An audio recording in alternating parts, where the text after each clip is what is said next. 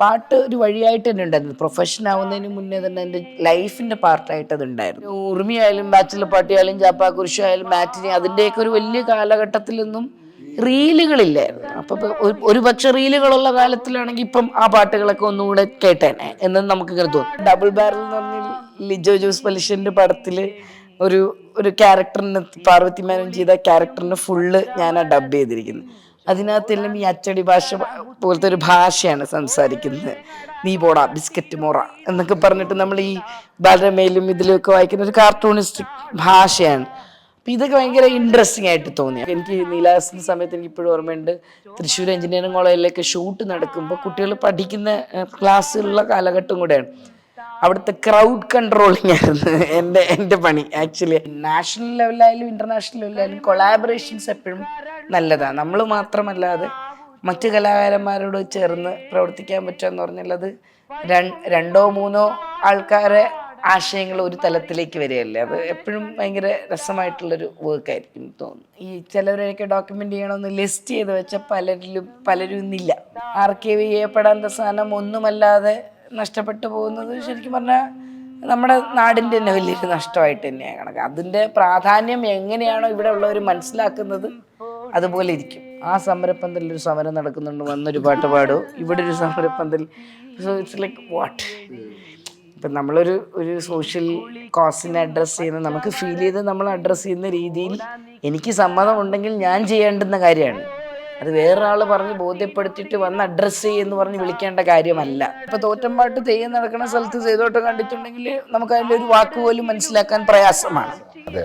Translation ഉണ്ടെങ്കിലേ പഠിക്കുള്ളൂ. ഇപ്പോൾ പഴയ ലിപികളിൽ എഴുതിയിരുന്ന പല ടെക്സ്റ്റുകളും അതേ ലിപികളിൽ അവിടെ വെച്ചുകൊണ്ടിരുന്നു കഴിഞ്ഞാൽ ആ ലിപി നമുക്ക് പിന്നീടുള്ള തലമുറയ്ക്ക് അറിഞ്ഞിട്ടുണ്ടെങ്കിൽ അത് വായിക്കാൻ പറ്റില്ല.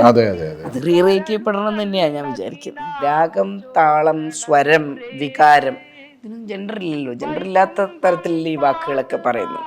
മ്യൂസിക്കിന് ജെൻഡർ ഇല്ല ആക്ച്വലി. എഡ്യൂക്കേഷൻ ലെവലിലുള്ള എഡ്യൂക്കേഷനുണ്ട്, ഓൾറെഡി ഒരു PG കഴിഞ്ഞ് ജോലിയുണ്ട്. Then what else you need for A women. പാട്ടിൽ വരുന്ന രാഷ്ട്രീയമായാലും ജോലിയിൽ വരുന്ന അവകാശങ്ങളായാലും ഇതൊക്കെ തുറന്നു പറയുന്ന മനുഷ്യർക്കെല്ലാം പണിയില്ലാതെ വീട്ടിലിരിക്കുകയാണ് എന്നുള്ളൊരവസ്ഥയാണ്. കണ്ണിലിരുള് കേറാണ്, ഉറവ് തീരാണ്, ഉള്ളു കലങ്ങണ് പുഴയോളം, കണ്ണകന്നേ ദൂരെ ദൂരെ, കനവെല്ലാം കണ്ണീരാണ്. സംഗീതം, പാട്ട്, സിനിമ, നാടകം, ഗവേഷണം, അധ്യാപനം, ഇങ്ങനെ സർഗാത്മകമായ പല മേഖലകളിലും വ്യാപരിക്കുന്ന ഒരു സവിശേഷ വ്യക്തിത്വമാണ് രശ്മി സതീഷ്.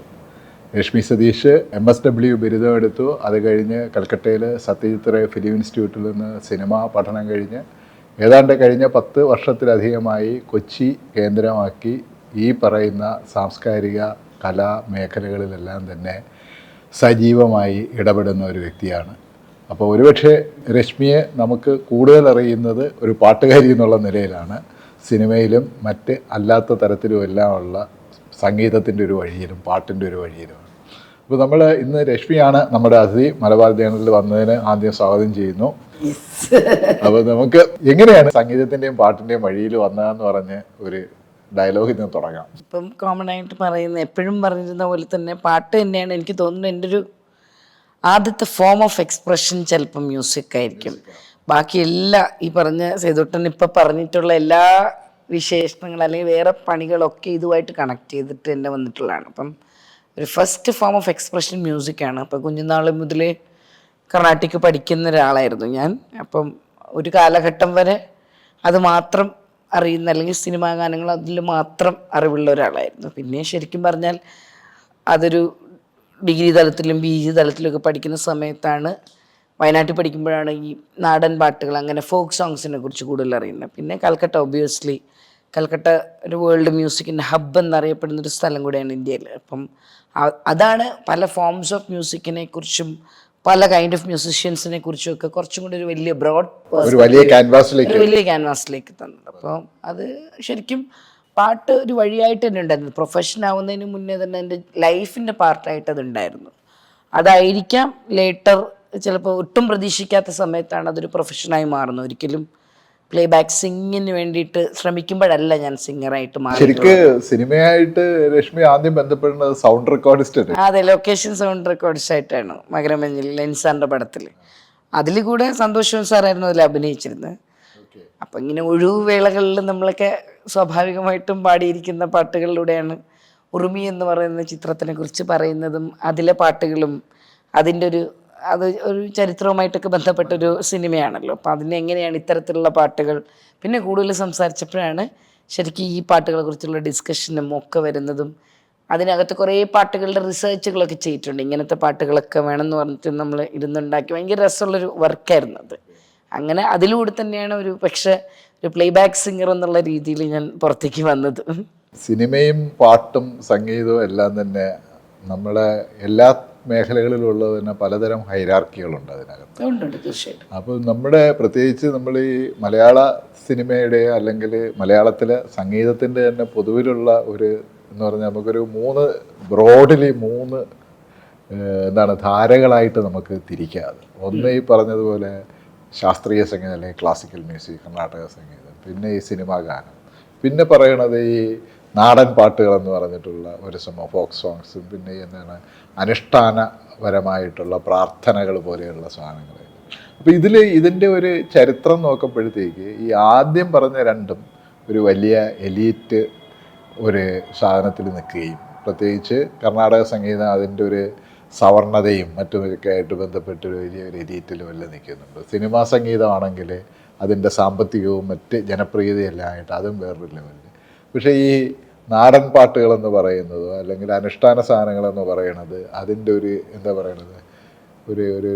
രണ്ടാം തരം എന്ന് പറയുന്ന ഒരു ലെവലിൽ അങ്ങനെ എന്തെങ്കിലും ഫീൽ ചെയ്തിട്ടുണ്ട്? എങ്ങനെയാണ് ഒരു സംഗീതവും പാട്ടുമായിട്ട് ബന്ധമുള്ള ഒരാളെന്നുള്ള കൺഫ്യൂഷനുള്ളൊരു ക്വസ്റ്റ്യനാണ്. കാരണം ഓരോരുത്തരുടെ പെർസ്പെക്റ്റീവ് അനുസരിച്ചിട്ടാണല്ലോ വരുന്നത്. ഇപ്പം സേതോട്ടം പറഞ്ഞത് അതിനെ സമൂഹത്തിൽ പ്ലേസ് ചെയ്തിരിക്കുന്ന അല്ലെങ്കിൽ ഒരു പൊതുവിടത്തിൽ മെജോറിറ്റി ആയിട്ടുള്ള ആൾക്കാരുടെ ഒരു പെർസെപ്ഷൻ വെച്ചിട്ടായിരിക്കാം പക്ഷേ ഇത്തരത്തിലൊരു ചോദ്യം വന്നത്. പക്ഷേ എന്നെ സംബന്ധിച്ചിടത്തോളം ഞാനൊരു 10-17 കൊല്ലം ഓൺ ആൻഡ് ഓഫ് ആയിട്ട് കർണാട്ടിക് ക്ലാസിക്ക് പഠിച്ച ഒരാളാണ്. അത് തന്നെയാണ് എൻ്റെ ബേസ്. പക്ഷെ ഞാൻ കുറച്ചു കാലം കഴിഞ്ഞ് നാടൻ പാട്ടുകൾ, ഞാൻ അങ്ങനത്തെ ഫോക്ക് സോങ്സ്, അങ്ങനത്തെ കാര്യങ്ങൾ സ്വന്തം ഇൻട്രസ്റ്റ് കൊണ്ടും നമ്മുടെ പഠനത്തിൻ്റെ ഭാഗമായിട്ടൊക്കെ എക്സ്പ്ലോർ ചെയ്തിട്ട് അതിൻ്റെ ഒരു ഭംഗി മനസ്സിലാക്കിയ ആളും അത് കൂടുതൽ പഠിക്കാൻ ശ്രമിച്ച ആളുമാണ്. പിന്നെ കൽക്കട്ടയിലോട്ട് പോകുമ്പോഴാണ് നമ്മൾ ലോകം മുഴുവനുള്ള പല ഫോംസ് ഓഫ് മ്യൂസിക്. അപ്പോൾ ഇത് എന്നെ സംബന്ധിച്ചോളം ഇതൊക്കെ പല ഫോംസ് ഓഫ് മ്യൂസിക്കാണ്. ഒബ്വിയസ്ലി ഇതിൻ്റെ ചരിത്രം എടുക്കുമ്പോൾ ഇതിന് അത്തരത്തിലുള്ളൊരു രാഷ്ട്രീയ പ്രാധാന്യമുണ്ടെന്നുള്ളത് വളരെ കൃത്യമായിട്ട് എന്നെ ആലോചിക്കുന്നു. അത് കൃത്യമായിട്ടൊരു കമ്മ്യൂണിറ്റിയിൽ നിന്ന് വന്നതാണെന്നും, അല്ലെങ്കിൽ ആ പാട്ടുകളുടെ വരികൾ, അല്ലെങ്കിൽ അത് അങ്ങനെ ആ കൃതികൾ, ഇപ്പോൾ കർണാട്ടിക് സംഗീതത്തിലെ കൃതികൾ എന്ന് പറഞ്ഞാൽ പലരെയും പ്രകീർത്തിച്ചിട്ടുള്ള ഒരു കൃതിയായിരിക്കും. അതൊരു 4-5 പേര് മാത്രം പർട്ടിക്കുലർ ഹയർ ക്ലാസ് കമ്മ്യൂണിറ്റിയിലുള്ള മനുഷ്യർ മാത്രം എഴുതിയിരുന്ന അല്ലെങ്കിൽ ഉപാസിച്ചിരുന്ന ഒരു സാധനമാണ്. പക്ഷെ സിനിമാ സംഗീതം എന്ന് പറയുമ്പോൾ പോപ്പുലർ എന്ന് പറയുന്നതിൻ്റെ ഒപ്പം തന്നെ സിനിമാ സംഗീതത്തിൽ എല്ലാം ഉണ്ടായിരുന്നു, എല്ലാത്തിൻ്റെ എലിമെന്റ്സ് ഉണ്ടായിരുന്നു. അപ്പോൾ അതൊരു ഈ ഒരു ക്ലാസിക്കൽ മാത്രമല്ല ഉണ്ടായിരുന്നത്, അതിൽ നാടൻ പാട്ടുകളും ഉണ്ടായിരുന്നു. എനിക്ക് തോന്നുന്നു പല ഫോംസ് ഓഫ് മ്യൂസിക്കുകളും ഇത് ചെയ്ത് വന്നതാണ്. പിന്നെ ഈ പറയുന്ന പോലെ നാടൻ പാട്ടിൻ്റെയോ അല്ലെങ്കിൽ നാടൻ കലാരൂപങ്ങളുടെ മ്യൂസിക്കൽ ഫോംസിൻ്റെയൊക്കെ ഒരു സ്ഥലം അല്ലെങ്കിൽ ഒരു സ്പേസ് എന്ന് പറഞ്ഞാൽ അത് പെർഫോം ചെയ്യുന്ന സ്ഥലങ്ങളിലോ അത് പെർഫോം ചെയ്യുന്ന കമ്മ്യൂണിറ്റിയിലോ ഒക്കെ ഒതുങ്ങി നിൽക്കുന്ന ഒരു സ്പേസിലായിരുന്നു ഉണ്ടായിരുന്നത്. പക്ഷെ അതിപ്പോൾ എനിക്ക് തോന്നുന്നു കുറച്ചുകൂടി തരത്തിൽ ഈ പറഞ്ഞിട്ടുള്ളൊരു പോപ്പുലറൈസേഷൻ്റെ സാധനത്തിലോട്ട് വരുന്നുണ്ട്. കാരണം ഇപ്പോൾ ഒരു പോപ്പുലർ സിനിമ പോലുള്ളൊരു പോപ്പുലർ മീഡിയം അത് അഡോപ്റ്റ് ചെയ്യുമ്പോഴും നമ്മളിപ്പം ഞാനൊരു ഇൻഡിപെൻഡൻ്റ് ആർട്ടിസ്റ്റ് കൂടെയാണ്. എനിക്ക് രസാന്ന് പറഞ്ഞൊരു ബാൻഡുണ്ട്. അപ്പം ഞാൻ അതിനകത്ത് പെർഫോം ചെയ്യുന്നത് ഒരു പക്ഷേ സിനിമ പാട്ടുകളെക്കാളും കൂടുതൽ നമ്മളുണ്ടാക്കുന്ന പാട്ടുകളോ അല്ലെങ്കിൽ നമ്മളെ ട്രഡീഷണൽ ആർട്ട് ഫോമിലുള്ള ഇപ്പോൾ തോറ്റം പാട്ടുകളോ നാഗപ്പാട്ടുകളോ അങ്ങനത്തെ പാട്ടുകളൊക്കെ ആയിരിക്കും. അത് പിന്നെയും നമ്മൾ ഒരു ട്രാൻസ്ലേഷൻ നടക്കുന്നു എന്നാണ് എനിക്ക് തോന്നുന്നത്. ഇപ്പം അതിൽ പ്രത്യേകിച്ച് എനിക്ക് തോന്നുന്നു ഈ ഡിജിറ്റൽ മീഡിയയുടെ ഒരു വരവ് അതിനെ വല്ലാതെ സഹായിച്ചിട്ടുണ്ട്. ഡിജിറ്റൽ മീഡിയയുടെ വരവ് ഇപ്പം എന്നെ സംബന്ധിച്ചിടത്തോളം എൻ്റെ പ്ലേ ബാക്ക് സിംഗിങ്ങിൽ റീലുകൾ ഉണ്ടായതിന് ശേഷം വന്നിട്ടുള്ള റിലീസ് ചെയ്തതിന് ശേഷം ഈ റീലുകൾ ഇത്രയും പോപ്പുലർ ആയതിനു ശേഷം റിലീസ് ചെയ്തിട്ടുള്ള പൊന്മാനിലെ പാട്ട് മാത്രമായിരുന്നു.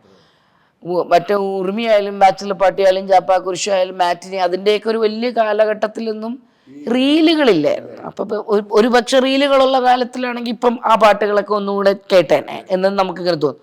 അപ്പോൾ തീർച്ചയായിട്ടും ഡിജിറ്റൽ പ്ലാറ്റ്ഫോമിന് അതിനൊരു റോൾ ഉണ്ടെന്ന് തന്നെയാണ് പറയാം. പ്രത്യേകിച്ചും നേരത്തെ നമുക്ക് ഇങ്ങനെയുള്ളൊരു സാധനം നേരത്തെ രശ്മി പറഞ്ഞ പോലെ വളരെ കൺഫൈൻഡ് ആയിട്ട് അതിൻ്റെ ഒരു പ്രദേശത്ത് മാത്രം ഒതുങ്ങി നിൽക്കുകയായിരുന്നു. അതുകൊണ്ട് തന്നെ ആ ആർട്ടിസ്റ്റുകൾക്ക് ഒരു എക്സ്പ്രഷനുള്ള സാധ്യതയും വളരെ പരിമിതം. പിന്നെ ഇപ്പൊ നമ്മളിപ്പം ഞാൻ എൻ്റെ ഇതിൽ തോറ്റം പാട്ട് എടുത്തിട്ട് ചെയ്യുന്നുണ്ട്. അപ്പം പൊട്ടൻതെയ്യത്തിൻ്റെ തോറ്റമാണ് ചെയ്യുന്നത്. അപ്പം ഞാൻ വിചാരിക്കും പലരും പല കലാകാരന്മാരും അത് ചെയ്യുന്നുണ്ട്. ഇൻഡിപെൻഡൻ്റ് ഇപ്പം ഗൗരി മറ്റ് കഥകളി മ്യൂസിക് എടുത്തിട്ട് അജിതാഹര എടുത്ത് ചെയ്യുന്നുണ്ട്. അപ്പോൾ പലരും പല ഫോംസ് ഓഫ് എക്സ്പ്രഷൻ വരുന്നു. ഞാനത് ഇമ്പോർട്ടൻ്റ് ആണെന്നാണ് വിചാരിക്കുന്നത്. കാരണം ഇപ്പം ഏത് ആർട്ട് ഫോം ആയാലും എഴുത്തായാലും ഒക്കെ അതിന് നിരന്തരമായിട്ടുള്ളൊരു ട്രാൻസ്ലേഷൻ ഉണ്ടായിക്കൊണ്ടേയിരിക്കണം. എന്നാലേ ഹിസ്റ്ററി ക്യാരി ഓവർ ചെയ്യപ്പെടുള്ളൂ. ഒരു സ്ഥലത്ത് ചരിത്രത്തിനെ തുടച്ചു മാറ്റുന്ന കാലഘട്ടത്തിൽ അല്ലെങ്കിൽ റീറൈറ്റ് ചെയ്യുന്ന കാലഘട്ടത്തിൽ ഹിസ്റ്ററി വീണ്ടും വീണ്ടും ട്രാൻസ്ലേറ്റ് ചെയ്യപ്പെടേണ്ടതും ആൾക്കാരിലേക്ക് എത്തേണ്ടതും ഭയങ്കര ഒരു ആവശ്യമാണ്. ഒരു സർവൈവലിൻ്റെയും ഒരു അവയർനെസ്സിൻ്റെയും ഒക്കെ ആവശ്യമായിട്ടാണ് ഞാൻ കാണുന്നത്. അപ്പം ഇത് ഈ ഒരു പഴയ ആർട്ട് ഫോമിൻ്റെയോ അല്ലെങ്കിൽ ഒരു ട്രഡീഷണൽ ആർട്ട് ഫോമിൻ്റെയോ ഒക്കെ സാധനങ്ങൾ നമ്മൾ വീണ്ടും എടുത്ത് റീപ്രൊഡ്യൂസ് ചെയ്യുമ്പോൾ അതൊരു ട്രാൻസ്ലേഷനാണ് നടക്കുന്നത്. ആ ട്രാൻസ്ലേഷന് ഡിജിറ്റൽ മീഡിയ പ്ലാറ്റ്ഫോമുകൾ ഒരുപാട് സഹായിക്കുന്നുണ്ട്. അപ്പോൾ ആ ട്രാൻസ്ലേഷൻ നടന്നുകൊണ്ടേ ഇരിക്കണം. നമുക്ക് ചിലത് ചേർന്ന് പോകാൻ പറ്റും, ചേർന്ന് പോകാൻ പറ്റില്ല. ബട്ട് ആ ട്രാൻസ്ലേഷൻ ചെയ്യാതിരിക്കൽ നിവൃത്തിയുള്ള കാര്യമല്ല, അത് നടന്നുകൊണ്ടേയിരിക്കും. അത് പ്രത്യേകിച്ച് നമ്മളൊരു ഫോം എടുക്കുമ്പോഴത്തേക്ക് അതിനെ അതുപോലെ അങ്ങോട്ട് റീക്രിയേറ്റ് ചെയ്യല്ല ചെയ്യണം. അതൊരു പുതിയ കാലത്തിന്റെ ഇതിലേക്ക് അതിന് ഏറ്റവും നല്ല ഉദാഹരണം ഇപ്പൊ തോറ്റമ്പാട്ട് തെയ്യം നടക്കുന്ന സ്ഥലത്ത് ചെയ്തോട്ടം കണ്ടിട്ടുണ്ടെങ്കിൽ നമുക്ക് അതിലൊരു വാക്ക് പോലും മനസ്സിലാക്കാൻ പ്രയാസമാണ്. അതെ അതെ. പക്ഷെ അത് നമ്മളൊരു വേദിയിൽ പെർഫോം ചെയ്യുമ്പോൾ നമ്മൾ ആ വാക്കുകൾ എന്തുകൊണ്ടാണ് ആ തോറ്റം ഞാൻ എടുത്ത് പാടുന്നത്, ഞാൻ I was fascinated by the lyrics. അതിനകത്ത് പറഞ്ഞിട്ടുള്ള പൊളിറ്റിക്സ്, ആശയം, ഐഡിയോളജി ഒക്കെ എനിക്ക് ഇഷ്ടമായിരുന്നു. അത് വളരെ വ്യക്തമായിട്ടുള്ളൊരു വാക്കുകളിലൂടെ നമുക്ക് കൊടുക്കുമ്പോൾ നമ്മൾ പറയുമ്പോൾ ചിലപ്പോൾ ചെറിയൊരു ഡിസ്ക്രിപ്ഷനും കൂടി ഉണ്ടാവും. ഇതൊരു പൊട്ടൻതെയ്യത്തിൻ്റെ തോറ്റാണ്, എന്തുകൊണ്ടാണെന്നൊക്കെ ഉള്ളത്. ഒറിജിനലി ഉള്ള സാധനത്ത് അതിപ്പോഴും നിലനിൽക്കുന്നുണ്ട്. People who are interested they will go back, അതിലേക്ക് പോവും, അതിനെക്കുറിച്ച് കൂടുതൽ പഠിക്കും, അതിനെക്കുറിച്ച് കൂടുതൽ അറിയും എന്താണെന്ന്. അപ്പോൾ അതൊരു ട്രാൻസ്ലേഷൻ ഉണ്ടെങ്കിലേ പഠിക്കുള്ളൂ. അപ്പോൾ പഴയ ലിപികളിൽ എഴുതിയിരുന്ന പല ടെക്സ്റ്റുകളും അതേ ലിപികളിൽ അവിടെ വെച്ചുകൊണ്ടിരുന്നു കഴിഞ്ഞാൽ ആ ലിപി നമുക്ക് പിന്നീടുള്ള തലമുറയ്ക്ക് അറിഞ്ഞിട്ടുണ്ടെങ്കിൽ അത് വായിക്കാൻ പറ്റില്ല.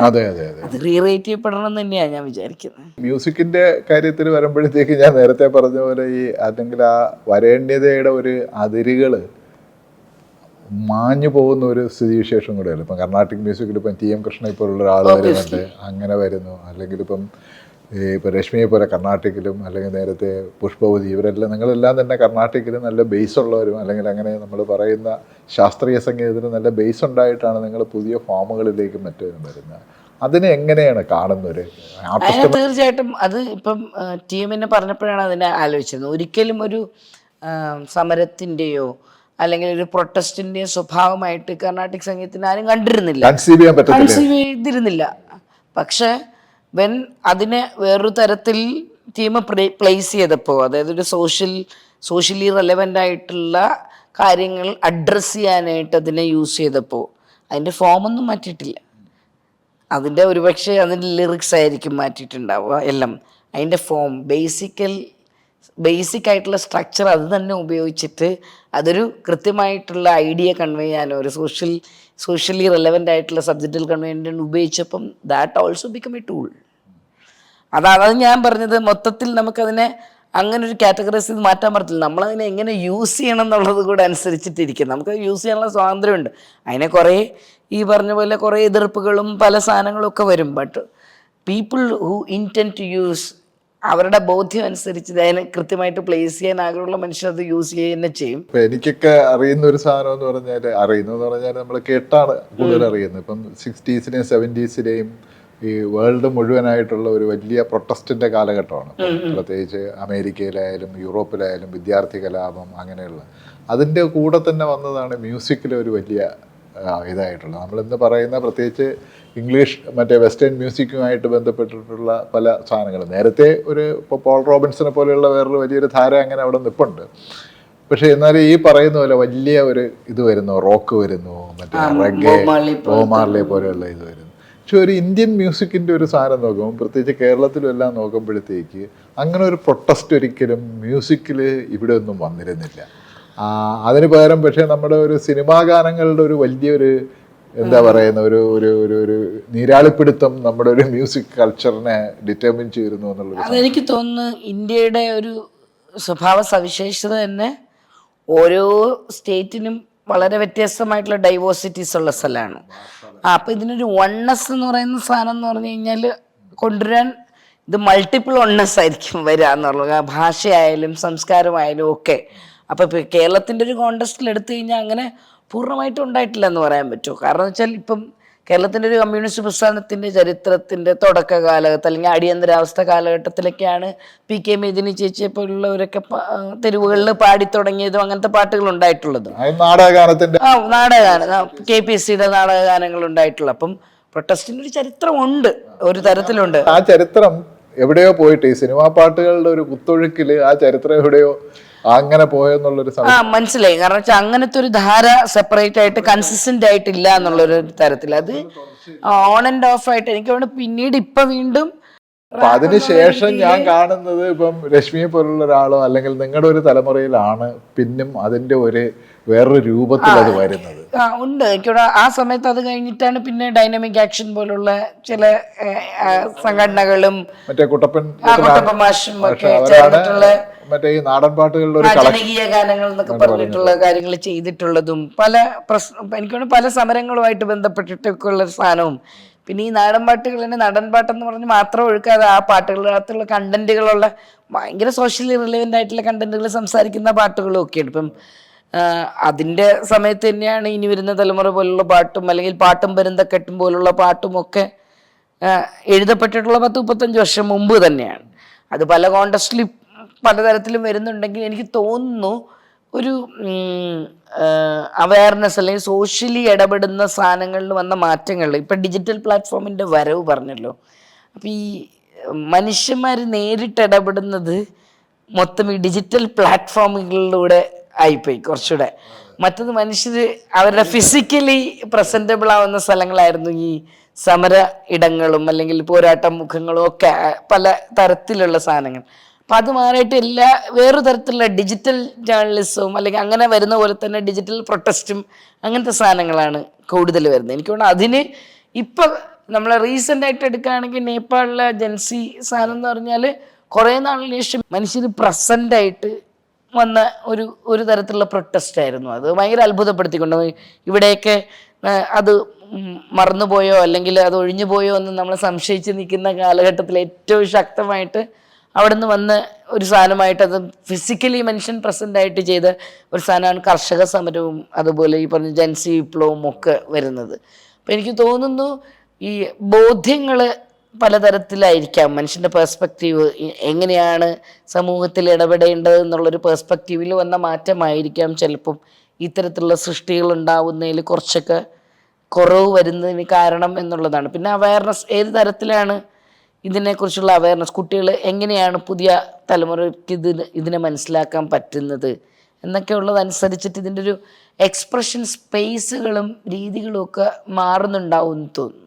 അതിലെനിക്ക് വേറൊന്നുകൂടെ ഇപ്പോൾ രശ്മി ഒരു ഇൻഡിപെൻഡൻ്റ് ആർട്ടിസ്റ്റ് എന്ന് പറഞ്ഞ് നിൽക്കുന്ന ഒരാളാണ്. അപ്പോൾ ഇതിനകത്ത് വരുമ്പോഴത്തേക്ക് പ്രത്യേകിച്ച് ഈ ഇപ്പം ഡിജിറ്റൽ മീഡിയ ഒരുപാട് സ്പേസ് നമുക്ക് ഓപ്പൺ ചെയ്തെന്ന് പറയുമ്പോഴത്തേക്കും ഈ മാർക്കറ്റിൻ്റെ വല്ലാത്തൊരു സ്വാധീനം അതിനകത്തുണ്ട്. അത് ആരാണ് അതിൽ സക്സസ്സോ അല്ലെങ്കിൽ അതിൻ്റെ ഫെയിലിയറോ ഒക്കെ അൾട്ടിമേറ്റ്ലി നിർണ്ണയിക്കുന്നത് ഈ മാർക്കറ്റിലൂടെയാണ്. അപ്പോൾ ഒരു ഇൻഡിപെൻഡൻ്റ് ആയിട്ട് നിൽക്കുന്ന രശ്മിയെ പോലുള്ള ഒരാൾക്ക് ഇതിനോട് തന്നെ ഒരു സ്ട്രഗിൾ ഉണ്ട്. ഉറപ്പായിട്ടുണ്ട്. വളരെ വളരെ സത്യസന്ധമായിട്ടുള്ള കാര്യം ഇപ്പോൾ ചെയ്തിട്ടും പറഞ്ഞത്. ഇതിനെ എങ്ങനെ ഹാൻഡിൽ ചെയ്യണത് എന്നുള്ളത് ആക്ച്വലി അറിയില്ല, പഠിച്ചുകൊണ്ടിരിക്കുകയാണെന്നേ പറയാൻ പറ്റുള്ളൂ. ഇതിനെ ഹാൻഡിൽ ചെയ്ത് തുടങ്ങിയെന്ന് പോലും അവകാശപ്പെടാനുള്ള ഒരു സ്റ്റേജിൽ ഞാൻ എത്തിയിട്ടുണ്ടെന്ന് തോന്നുന്നില്ല. ഇതൊരു ശരിക്കും പറഞ്ഞാൽ ടെക്നിക്കലി തന്നെ അത്രയും ബ്രില്യൻ്റ് ആയിട്ടുള്ള ബ്രാൻഡിങ് മാർക്കറ്റിംഗ് എന്ന് പറയുന്നൊരു വേറൊരു വിഭാഗം വളരെ കൃത്യമായിട്ട് കഴിവുള്ളവർ ചെയ്യാണ്ടുന്ന തരത്തിലാണ് ഈ മാർക്കറ്റുകൾ ആൾക്കാർ ഉണ്ടാക്കുന്നതും അല്ലെങ്കിൽ അതിനെ ബിസിനസ് അതിലുള്ള ബിസിനസ്സുകൾ സംസാരിക്കുന്നതൊക്കെ. അതിലെനിക്ക് തോന്നുന്നു അതിൽ പരാജയമായിട്ടുള്ള ഒരാളാണ് ഞാനെന്ന് പറയേണ്ടി വരും ആ തരത്തിൽ. പിന്നെ ഈ പറഞ്ഞ പോലെ അത് നമ്മൾ പഠിക്കേണ്ടിയിരിക്കുന്നു. അല്ലെങ്കിൽ ചിലപ്പോൾ നമ്മളായിരിക്കില്ല, നമ്മളെ തൊട്ടടുത്തുള്ള ആൾക്കാരായിരിക്കും ചിലപ്പോൾ അത് മുഴുവനായിട്ട് പഠിക്കുക. നമ്മൾ ശ്രമങ്ങൾ നടത്തിക്കൊണ്ടിരിക്കുന്നേ ഉള്ളൂ. ഇതൊരു ചലഞ്ചിങ് ഫേസാണ്. ഇപ്പം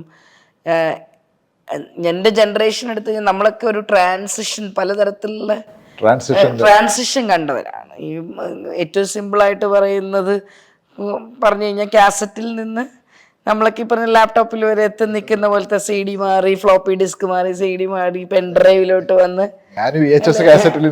SSD കാലത്തിൽ നിൽക്കുന്നത്. അപ്പൊ ഈ പറഞ്ഞ ആ വീഡിയോ കാസറ്റിൽ നിന്ന് തുടങ്ങിയിട്ട് ഇങ്ങനെ വന്ന ട്രാൻസിഷൻ മുഴുവൻ നമ്മൾ കണ്ടു. അപ്പോൾ ആ തരത്തിൽ എനിക്ക് തോന്നുന്നു ഇതൊരു വല്ലാത്ത കൺഫ്യൂഷൻ തലമുറയാണ്. അപ്പോൾ കുറച്ചുകൂടെ ക്ലാരിറ്റി വരുമായിരിക്കും ഫോർ ദ നെക്സ്റ്റ് ജനറേഷൻ എന്നാണ് വിചാരിക്കുന്നത്. ഭയങ്കര സ്ട്രഗിളാണ് ആക്ച്വലി ഇത് രണ്ടും. കാരണം അത് വളരെ കൃത്യമായിട്ട് ചെയ്യുന്നവരുമുണ്ട്, അത് ചെയ്യാത്തവരുമുണ്ട്. അപ്പോൾ ചിലപ്പോൾ നമ്മുടെ ഒരു വർക്കിൻ്റെ ക്വാളിറ്റി ഇല്ലായ്മ ആയിരിക്കില്ല പലപ്പോഴും നമ്മളെ പിന്നോട്ട് മാറ്റി നിർത്തുന്നത്. നമുക്കതിനെ സോഴ്സ് ചെയ്യാനോ ബ്രാൻഡ് ചെയ്യാനോ മാർക്കറ്റ് ചെയ്യാനോ ഒന്നും അറിയാത്ത അറിവില്ലായ്മയായിരിക്കാം ചിലപ്പം നമ്മളെ മാറ്റി നിർത്തപ്പെടുന്നത്. അത് ഭയങ്കരമായിട്ട് ആസ് എൻ ഇൻഡിപെൻഡൻ്റ് ആർട്ടിസ്റ്റ് അത് ഭയങ്കര ഒരു ബിഗ് സ്ട്രഗിളാണ്. നമ്മുടെ മുന്നിലുള്ളൊരു വലിയ ഇപ്പം ഒരു സാധനത്തിനൊരു ഫണ്ട് സോഴ്സ് ചെയ്യുന്നത് എങ്ങനെയാണ്, അല്ലെങ്കിൽ ഈ സോഷ്യൽ മീഡിയ എങ്ങനെയാണ് കൈകാര്യം ചെയ്യുന്നത്, അതിൻ്റെ ബിസിനസ് എങ്ങനെയാണ്, ഇതൊക്കെ ഈ പറഞ്ഞ പോലെ നമ്മൾ ഒന്നുകിൽ നമ്മളത് പഠിക്കണം, അല്ലെങ്കിൽ അത് അറിവുള്ളവർ നമ്മൾ ഹയർ ചെയ്തിട്ട് ചെയ്യണം. പലപ്പോഴും ഒരു ഇൻഡിപെൻഡൻ്റ് ആർട്ടിസ്റ്റിന് അവരെ ഹയർ ചെയ്യാനുള്ള സമ്പാദ്യം ഉണ്ടാവണമെന്നില്ല. പിന്നെ ഈ പറയുന്ന പോലെ എൻ്റെ ഒരു എൻ്റർടൈൻമെൻറ്റ് സാധനത്തിന് ഇപ്പം സിനിമയിലും ഇതിലുമൊക്കെ ഉള്ള പോലെ അഡ്വർടൈസ്മെൻറ്റിലൊക്കെ ഉള്ള പോലെ ഇട്ട കാശ് അതിൻ്റെ ഇരട്ടിയായിട്ടോ 10 ഇരട്ടിയായിട്ടോ തിരിച്ചു കിട്ടുന്ന ഒരു സ്വഭാവം ഇൻഡിപെൻഡൻറ്റ് മ്യൂസിക് സാധനത്തിന് പൊതുവിൽ കുറവായതുകൊണ്ട് ഞാൻ പറയുന്നത് അങ്ങനെയുള്ള ആർട്ടിസ്റ്റുകളുണ്ട്. ഇൻവേർട്ടഡ് കോമേഴ്സിൽ അങ്ങനെയുള്ള ആർട്ടിസ്റ്റുകളുണ്ട് ഭയങ്കര പോപ്പുലറായിട്ട്. ചിലപ്പം അവരുടെ ഒരു പാട്ട് ഇറങ്ങിക്കഴിഞ്ഞാൽ 1-2 ദിവസം കൊണ്ട് തിരിച്ച് അതിൻ്റെ ഇരട്ടി കിട്ടുന്ന ആർട്ടിസ്റ്റുകളുണ്ട്. വളരെ കുറവാണ്, ലിമിറ്റഡ് നമ്പർ ഓഫ് പീപ്പിൾ. അത് കഴിഞ്ഞിട്ട് വലിയ നിരയായിട്ടുള്ള ആർട്ടിസ്റ്റുകളുണ്ട്. അപ്പം അവർക്ക് ഈ പറഞ്ഞ പോലെ റിട്ടേൺ ഇല്ലാതെ വരുമ്പോൾ നമ്മൾ തന്നെ പലതരത്തിൽ അത് കണ്ടെത്തേണ്ടി വരുന്നൊരു സാധനമുണ്ട്. അപ്പം ഇപ്പോൾ രസ എന്ന് പറഞ്ഞൊരു ബാൻഡിൽ ഒരു സിംഗിളാണ്, അടുത്തൊരു സിംഗിൾസിൻ്റെ പ്രൊഡക്ഷന് വേണ്ടിയിട്ടൊക്കെ നമ്മളിപ്പം ശ്രമിച്ചുകൊണ്ടിരിക്കുന്ന കാലഘട്ടങ്ങളാണ് കഴിഞ്ഞ കുറേ കാലഘട്ടമായിട്ട്. പക്ഷെ അതിനകത്തൊക്കെ ഈ പറഞ്ഞ പോലെ എങ്ങനെയാണ് ഈ റിട്ടേൺ കണ്ടെത്തുക, അല്ലെങ്കിൽ എങ്ങനെയാണ് ഈ ഫണ്ട് കണ്ടെത്തുക, ഫണ്ട് കണ്ടെത്തിക്കഴിഞ്ഞാൽ അതിൻ്റെ റിട്ടേൺ എങ്ങനെയാണ്, ഈ സാധനങ്ങളൊക്കെ വെച്ചിട്ട് ശരിക്കും പറഞ്ഞാൽ നമ്മളൊക്കെ കൺഫ്യൂസ്ഡ് ആയിരിക്കുന്നൊരവസ്ഥയാണ്. ഒരു വശത്ത് വളരെ കൃത്യമായിട്ടുള്ള സംവിധാനം ഹോൾഡ് ചെയ്യാൻ കഴിവുള്ള മനുഷ്യർ ചെയ്തു പോകുന്നു. പക്ഷെ ഇതൊരു പൊതുവിലൊരു പ്രശ്നം തന്നെയായിട്ടാണ് എനിക്ക് ഫീൽ ചെയ്യുന്നത്. പ്രത്യേകിച്ച് നമുക്ക് ഈ ഒരു പോപ്പുലറായിട്ട് ചില മിസ്കൺസെപ്ഷനും ഉണ്ട്. ടെക്നോളജിയുടെ ഡെവലപ്മെൻറ്റും എല്ലാം വന്നാൽ വളരെ ഈസിയാണ് ഇതെല്ലാം. പക്ഷേ അതല്ല, ടെക്നോളജി അവിടെ ഒരു ഭാഗത്ത് നിൽക്കുന്നതേ ഉള്ളൂ. ബാക്കിയുള്ള ക്യാപിറ്റൽ എന്ന് പറയുന്നത് in terms of financials, in terms of അതിൻ്റെ ബാക്കിയുള്ള ക്യാപിറ്റൽ എപ്പോഴും കോൺസ്റ്റന്റ് ആണ്. ഇതിനെ ഡിവൈഡ് ചെയ്ത് കൊടുക്കുന്ന ഹെഡ്സുകളെ മാറുന്നുള്ളൂ. പണ്ട് ഇന്ന ഹെഡ് ആയിരുന്നെങ്കിൽ അത് ഇപ്പൊ ഇന്ന ഹെഡിലേക്ക് കൊടുക്കുന്നതേ ഉള്ളൂ. പക്ഷെ ക്യാപിറ്റൽ വേണം, ക്യാപിറ്റൽ അവിടെ ഉണ്ട്. വിക്രമാദിത്യന്റെ വേതാളം പോലെ മൾട്ടി ടാസ്കിങ് എന്ന് പറയുന്ന നിലയിലുള്ള ഇതുണ്ടല്ലോ. അത് ഒരു പ്രൊഫഷണലായിട്ടുള്ള നിലയിൽ, ഒരു ക്രിയേറ്റീവ് നിലയിലൂടെ ഈ മൾട്ടി ടാസ്കിങ് നടത്തുന്ന ഒരു വ്യക്തി എന്നുള്ള നിലയിൽ. കാരണം യു ഗോ ഫ്രം മ്യൂസിക്, നാളെ ഫിലിമിൻ്റെ അസിസ്റ്റന്റ് ഡയറക്ഷന് പോകുന്നുണ്ട്, തിയേറ്ററിൽ പോകുന്നുണ്ട്. എങ്ങനെ ഇത്, how do you manage this things? ഞാൻ അതിന് കാണാൻ ഇഷ്ടപ്പെടുന്ന, പിന്നെ നേരത്തെ നാം പറഞ്ഞ പോലെ ഒരു first form of expression music എന്ന് പറഞ്ഞ് തുടങ്ങിയ സ്ഥലത്ത് പിന്നീട് ഇത് ഓരോ ശാഖയിലോട്ട് തിരി. ഇപ്പോൾ ഡബ്ബിങ് ആയാലും അസിസ്റ്റന്റ് ഡയറക്ഷൻ ആയാലും ആക്ടിങ് ആയാലും അല്ലെങ്കിൽ തിയേറ്റർ ആയാലും അല്ലെങ്കിൽ എഡ്യൂക്കേറ്റർ ആയിട്ട് നിൽക്കുമ്പോഴായാലും ഒക്കെ ഇതെല്ലാം ഒരു സെയിം റൂട്ട്സിൽ നിന്ന് വരുന്നതായിട്ടാണ് എനിക്ക് തോന്നുന്നത്. അപ്പോൾ ഇത് മ്യൂസിക് ചിലപ്പോൾ ഒരു ആക്ടിങ്ങിന് ഹെൽപ്പ് ചെയ്യുന്നുണ്ടാവും, ആക്ടിങ് ചിലപ്പോൾ ഡബ്ബിങ്ങിന് ഹെൽപ്പ് ചെയ്യുന്നുണ്ടാവും. ഇതൊക്കെ പരസ്പരം കോംപ്ലിമെൻ്റ് ചെയ്തുകൊണ്ടിരിക്കുന്ന ഒരു ആസ് എൻ ഇൻഡിവിജ്വൽ ഇത് എൻ്റെ കയ്യിൽ നിന്ന് തന്നെ വരുന്നതാണ്. ഇതൊരു കോയിൻ്റെ ഡിഫറെൻറ്റ് സൈഡ്സ് ആയിട്ട് മാത്രമാണ് നമ്മൾ കാണുന്നത്. അപ്പോൾ ഇത് ഒരു ഒറ്റ റൂട്ടും തന്നെയാണ് ഞാൻ വിചാരിക്കുന്നത്. അപ്പം നമുക്ക് എക്സ്പെരിമെൻ്റ് ചെയ്യാൻ ഇഷ്ടമുള്ള മേഖല, എക്സ്പ്ലോർ ചെയ്യാൻ ഇഷ്ടമുള്ള മേഖല, ടേസ്റ്റ് ചെയ്യാൻ ഇഷ്ടമുള്ള മേഖല, ഇതൊക്കെയായിട്ട് ജീവിതത്തിന് എന്തെങ്കിലും ഒരു ക്യൂരിയോസിറ്റി എപ്പോഴും ഉണ്ടായിക്കൊണ്ടേയിരിക്കണമെന്നല്ലോ. അപ്പം അങ്ങനെ ചെയ്യുന്ന അതൊരു ഭാരമായിട്ടോ അങ്ങനെ ഒരു ടാഞ്ചിബിലിറ്റി അങ്ങനത്തെ ഇത് മെയിൻറ്റെയിൻ ചെയ്യാനുള്ളൊരു ബുദ്ധിമുട്ടില്ല. ഇതൊക്കെ ആഗ്രഹങ്ങളുള്ള സാധനങ്ങൾ തന്നെയായിട്ടും വളരെ ഓർഗാനിക് ആയിട്ടും ചെയ്യുന്ന ഒരു പണി. അങ്ങനെ തന്നെയാണ് ആക്ച്വലി. ഇതൊരു അത് ചെയ്യുമ്പോൾ ഇത് ചെയ്യുന്നത് അങ്ങനെയല്ല. അത് കിട്ടിയാൽ ഓക്കെ, അത് ചെയ്യാൻ ഭയങ്കര ക്യൂരിയോസിറ്റി. ആദ്യമായിട്ട് ഈ കൽക്കട്ടയിൽ പഠിക്കുന്ന കാലത്ത് ഈ അനിമേഷൻ സിനിമകൾ ഡബ് ചെയ്യാനായിട്ട് വിളിക്കുമായിരുന്നു ഇൻസ്റ്റിറ്റ്യൂട്ടിലെ കുട്ടികൾ താല്പര്യം ഉണ്ടെങ്കിൽ. അപ്പം ഈ പറഞ്ഞ ഡയലോഗ്സ് അല്ലാതെ കുറേ സൗണ്ടുകളൊക്കെ അറിയാലോ, മറ്റേ കാർട്ടൂൺ സാധനങ്ങളൊക്കെ, അതിന് പോയ കുഞ്ഞ് കാശും കിട്ടും. അപ്പം നമ്മളിൽ വേറെ വരുമാനമൊന്നും ഇല്ലാത്ത കാലഘട്ടം കൂടെയാണ്. അപ്പോൾ അത് ഭയങ്കര കൗതുകം ഉണ്ടാക്കിയ കാലമാണ്. ഭയങ്കര ട്വീക്കിങ് സൗണ്ട്സുകൾ ഉണ്ടാക്കുക, അങ്ങനത്തെ ക്യാരക്ടർ നോർമലി ഒരു സിനിമയിലെ ക്യാരക്ടേഴ്സ് സംസാരിക്കുന്ന പോലെയല്ല. അതെനിക്ക് പിന്നീട് ഫീൽ ചെയ്ത് ഡബിൾ ബാരൽ എന്ന് പറഞ്ഞ ലിജോ ജോസ് പലിശൻ്റെ പടത്തിൽ ഒരു ക്യാരക്ടറിന് പാർവതി മേനോൻ ചെയ്ത ക്യാരക്ടറിന് ഫുള്ള് ഞാനാണ് ഡബ് ചെയ്തിരിക്കുന്നത്. അതിനകത്തെല്ലാം ഈ അച്ചടി ഭാഷ പോലത്തെ ഒരു ഭാഷയാണ് സംസാരിക്കുന്നത്. നീ പോടാ ബിസ്ക്കറ്റ് മോറ എന്നൊക്കെ പറഞ്ഞിട്ട് നമ്മൾ ഈ ബാലരമയിലും ഇതിലൊക്കെ വായിക്കുന്ന ഒരു കാർട്ടൂണിസ്റ്റിക് ഭാഷയാണ്. അപ്പം ഇതൊക്കെ ഭയങ്കര ഇൻട്രസ്റ്റിംഗ് ആയിട്ട് തോന്നി. അപ്പം ഇങ്ങനത്തെ ഡബ്ബിങ് ഇപ്പം നോർമലി നമ്മൾ ചെയ്ത ക്യാരക്ടേഴ്സ് അല്ലാതെ ഇങ്ങനെ കുറേ സാധനങ്ങൾക്ക് ഡബ് ചെയ്തപ്പോൾ കിട്ടിയ അനുഭവം എനിക്ക് തോന്നുന്നു ലോട്ട് ലിവിങ്സ്റ്റൺ ഏഴായിരം കണ്ടിയിലാണെന്ന് തോന്നുന്നു അംബികാറാവു ചേച്ചി ചെയ്ത ഒരു വിച്ചിൻ്റെ ക്യാരക്ടർ ജിബ്രിഷ് ഭാഷ സംസാരിക്കുന്ന സ്ക്രിപ്റ്റ് ഇല്ല. സോ ഇറ്റ്സ് ലൈക്ക് ഒരു മന്ത്രവാദി ഇങ്ങനെ പറയുന്ന ജിബ്രിഷ് ഭാഷ നമ്മൾ ഉണ്ടാക്കണം. അപ്പോൾ ഇങ്ങനത്തെ ഏരിയസ് ഉണ്ട്. ഇപ്പോൾ ഡബ്ബിംഗ് എന്ന് പറയുമ്പോൾ തീർച്ചയായിട്ടും ആ എഴുതി വെച്ച ഡയലോഗ് മാത്രം പറയാത്ത തരം ഡബ്ബിങ്ങുകളുണ്ട്. പിന്നെ അസിസ്റ്റന്റ് ഡയറക്ടർ ആവുന്ന സമയത്തും അത് വേറൊരു റോളാണ്. അപ്പം ചിലപ്പം എനിക്ക് തോന്നുന്നു ഒരു മനുഷ്യൻ, ഇപ്പോൾ ഒരു സിംഗറാണ്, ഇപ്പം ഞാൻ ഓക്കെ പാട്ട് പാടുന്ന ആളാണ്, പക്ഷെ ആസ് എ ഹ്യൂമൻ ബീയിങ് ചിലപ്പം നമ്മുടെ പല ഏരിയാസിലും വേറെ നമുക്ക് താല്പര്യം ഉണ്ടാവും. ഒരു ഗ്രൂപ്പിനോട് ചേർന്ന് നിന്ന് പ്രവർത്തിക്കുന്ന ഗ്രൂപ്പ് ആക്ടിവിറ്റീസിൽ നമ്മൾ എക്സൽ ചെയ്യുന്നുണ്ടാവും, അല്ലെങ്കിൽ നമുക്ക് താല്പര്യം ഉണ്ടാവും. പിന്നെ അസിസ്റ്റന്റ് ഡയറക്ടർ ആകുമ്പോൾ ഭയങ്കര ഓരോ അസിസ്റ്റന്റ് ഡയറക്ടേഴ്സിന് ഓരോ പണിയായിരിക്കുമല്ലോ. ചിലർ കണ്ടിന്യൂറ്റി നോക്കലായിരിക്കും, ചിലർ കോസ്റ്റ്യൂം ആയിരിക്കും, ചിലർക്ക് എനിക്ക് നീലാസിൻ്റെ സമയത്ത് എനിക്ക് ഇപ്പോഴും ഓർമ്മയുണ്ട്, തൃശ്ശൂർ എഞ്ചിനീയറിംഗ് കോളേജിലൊക്കെ ഷൂട്ട് നടക്കുമ്പോൾ കുട്ടികൾ പഠിക്കുന്ന ക്ലാസ്സുള്ള കാലഘട്ടം കൂടെയാണ്. അവിടുത്തെ ക്രൗഡ് കൺട്രോളിങ് ആയിരുന്നു എൻ്റെ പണി ആക്ച്വലി. അപ്പോൾ ഒരു സൈഡിൽ നമ്മുടെ ഷോട്ട് എടുക്കുന്ന സ്ഥലം ക്ലിയർ ചെയ്ത് അവിടെ ക്രൗഡ് കൺട്രോൾ ചെയ്ത് നിൽക്കുന്നത്. പിന്നെ അതുപോലെ ആ നായികയായിട്ട് അഭിനയിച്ച കുട്ടി out of state north east എന്നുള്ള കുട്ടിയായിരുന്നു. അപ്പോൾ അവരുടെ ഡയലോഗ് ട്രാൻസ്ലേഷൻ അത് പഠിക്കാനുള്ള സഹായമൊക്കെയായിരുന്നു. അതായിരുന്നു എൻ്റെ മെയിൻ പണി അതിനകത്ത്. അപ്പോൾ നമ്മൾ നോക്കുമ്പോൾ ഓക്കെ, അങ്ങനെ ഒരു ജോലിയാണ് നമ്മൾ ഏറ്റെടുക്കുന്നത്. It's A new thing. അപ്പോൾ എന്നെ സംബന്ധിച്ചിടത്തോളം ഇപ്പോൾ തിയേറ്റർ ചെയ്ത സമയത്തും അതിനകത്ത് അഭിനയിക്കുക മാത്രമല്ല ചെയ്ത്. എനിക്ക് തോന്നുന്നു ആ ക്യാരക്ടറിന് എന്നെ വിളിച്ച് തന്നെ ഈ ലോകധർമ്മിയുടെ കാളി എന്ന് പറഞ്ഞ ആ പ്രൊഡക്ഷനിൽ ചന്ദ്രസുമാഷ് ഡയറക്റ്റ് ചെയ്ത ഇതിലാണ് വർക്ക് ചെയ്തത്. അപ്പം അതിനകത്ത് ഈ കൂളി ക്യാരക്ടർ വിളിക്കാൻ തന്നെ ആ ക്യാരക്ടർ ലൈവായിട്ട് 7-8 പാട്ടുകൾ വേദിയിൽ പാടുന്നുണ്ട്. പിന്നെ പാരിസ് ചന്ദ്രേട്ടനാണ് എൻ്റെ മ്യൂസിക്. അപ്പം ഈ പറഞ്ഞ പോലെ വളരെ സീനിയർ ആയിട്ടുള്ള മനുഷ്യരാണ് അതിനകത്ത് വർക്ക് ചെയ്യുന്ന ആൾക്കാർ. അപ്പം ആ സമയത്ത് എന്നെ സംബന്ധിച്ചുള്ള അതൊരു എക്സ്പീരിയൻസും കൂടിയായിരുന്നു. നാടകം ചെയ്യുന്നൊരു നാടക നടി മാത്രമല്ലായിരുന്നു, മ്യൂസിഷ്യനായിരുന്നു. ആ സമയത്ത് റിഹേഴ്സൽ ചെയ്യുന്ന സമയത്ത് അപ്പോഴത്തേക്ക് എനിക്ക് തോന്നുന്നു CAC-യിലാണ് റിഹേഴ്സൽസ് ഒക്കെ ഉണ്ടായിരുന്നത്. കുടുംബശ്രീയിൽ നിന്ന് ഊണ് പറയും 10-30 പേർക്ക്. ഈ ഊണ് എല്ലാവരും കൃത്യമായിട്ട് എത്തിച്ചു കൊടുക്കാനായിട്ട് എല്ലാവർക്കും ഒരാൾ നിന്നിട്ട് ഞാൻ വിളമ്പി കൊടുക്കുമായിരുന്നു. അതായത് ഇപ്പോൾ പ്രൊഡക്ഷൻ പണി, ചായ ഒരിക്കലും വൈകുന്നേരം ആകുമ്പോൾ അക്കൗണ്ട്സ് എഴുതൽ, അതിൻ്റെ കൂടെ അഭിനയം, കോസ്റ്റ്യൂം എടുക്കാൻ കൂടെ നമ്മൾ പ്രൊഡക്ഷനൊക്കെ സ്റ്റേജിൽ കയറുന്ന സമയത്ത് അത് അവതരിപ്പിക്കുന്ന സ്ഥലം നോക്കാൻ പോകുന്നു. അപ്പം ശരിക്കും പ്രൊഡക്ഷൻ ഏരിയയിൽ വരുന്ന ഒരു പ്രൊഡക്ഷൻ ഗേളായിട്ട് അതിനകത്ത് ദാറ്റ്സ് എൻ എക്സ്പീരിയൻസ് ആക്ച്വലി.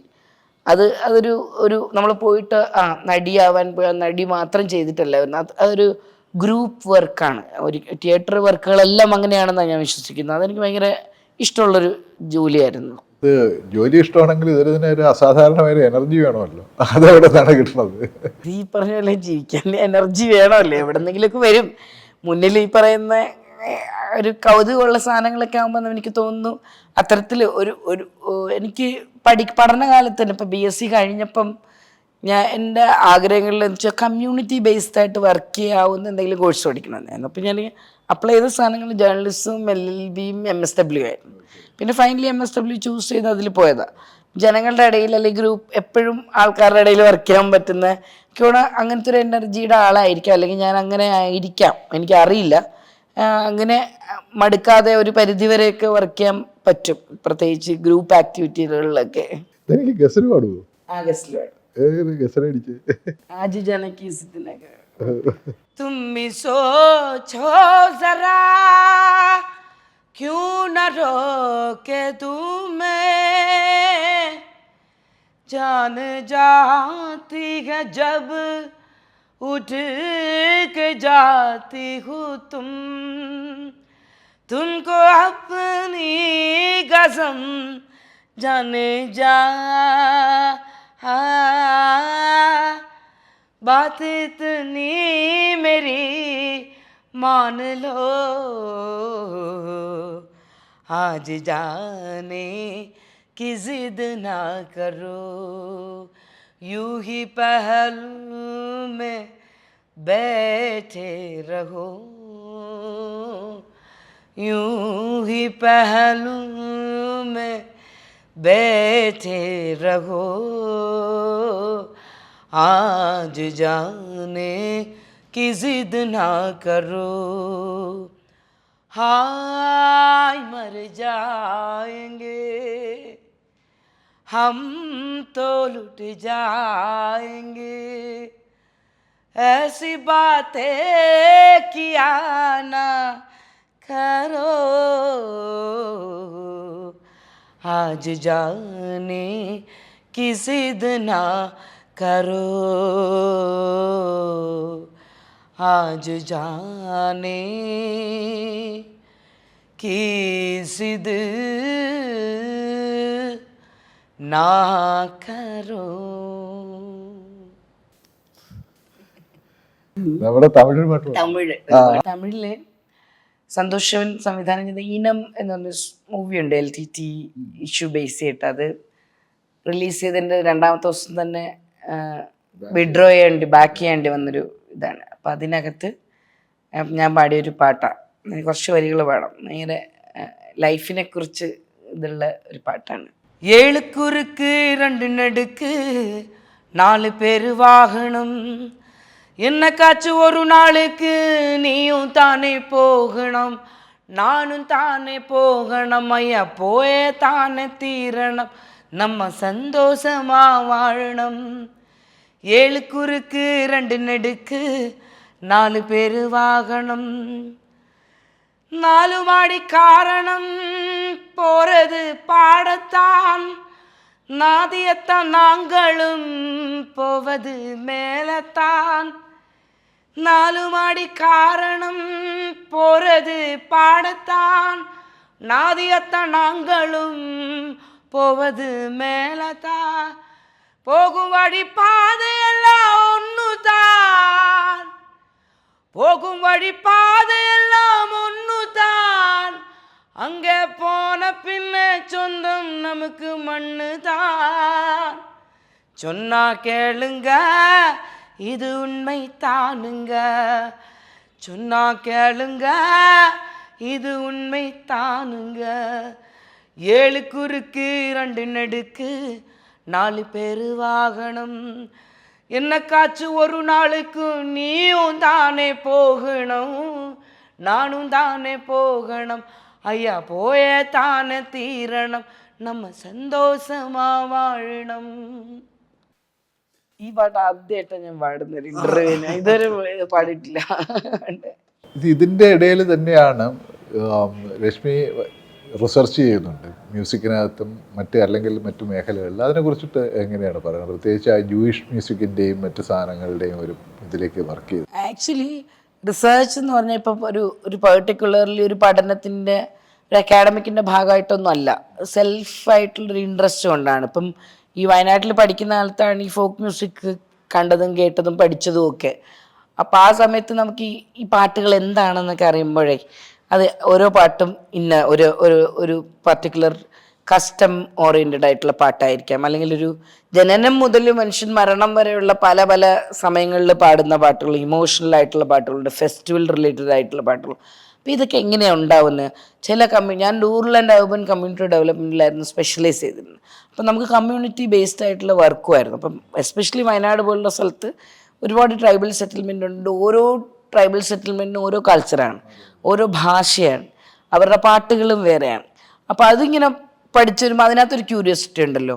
അപ്പോൾ ഞാൻ നോക്കുമ്പോൾ ഈ ഫോക്ക് സോങ്സ് എന്ന് പറഞ്ഞാൽ ട്രൈബൽ സോങ്സ് മാത്രമല്ല, കേരളത്തിനകത്ത് ഇപ്പോൾ വഞ്ചിപ്പാട്ടായാലും ഓണപ്പാട്ടായാലും പഞ്ഞപ്പാട്ടായാലും അയ്യപ്പപ്പാട്ടായാലും കർക്കിടകപ്പാട്ടായാലും പുള്ളുവപ്പാട്ടായാലും സർപ്പപ്പാട്ടായാലും എന്തോരം തരം. ഇപ്പോൾ നമുക്ക് നോയിങ്ലി ഒരു അൺനോയിങ്ലി എനിക്കാണ് അക്കാഡമി അടയാളപ്പെടുത്തിയിട്ടുള്ളത് 260-ലധികം നമ്പർ ഓഫ് പെർഫോമിംഗ് ആർട്ട് ഫോംസും അടയാളപ്പെടുത്താത്ത ലോക്കലായിട്ടുള്ള എത്രയോ സാധനങ്ങളും ഉള്ള ഒരു സ്ഥലമാണ് കേരളം. അപ്പോൾ ഈ ഒരു സാധനത്തിൻ്റെ ക്യൂരിയോസിറ്റി തന്നെയാണ് നമുക്ക്, ഇങ്ങനെയും പാട്ടുണ്ടോ, നമുക്ക് ഇതിനകത്തുള്ളൊരു കൗതുകം തോന്നില്ല. അങ്ങനെയാണ് അത്.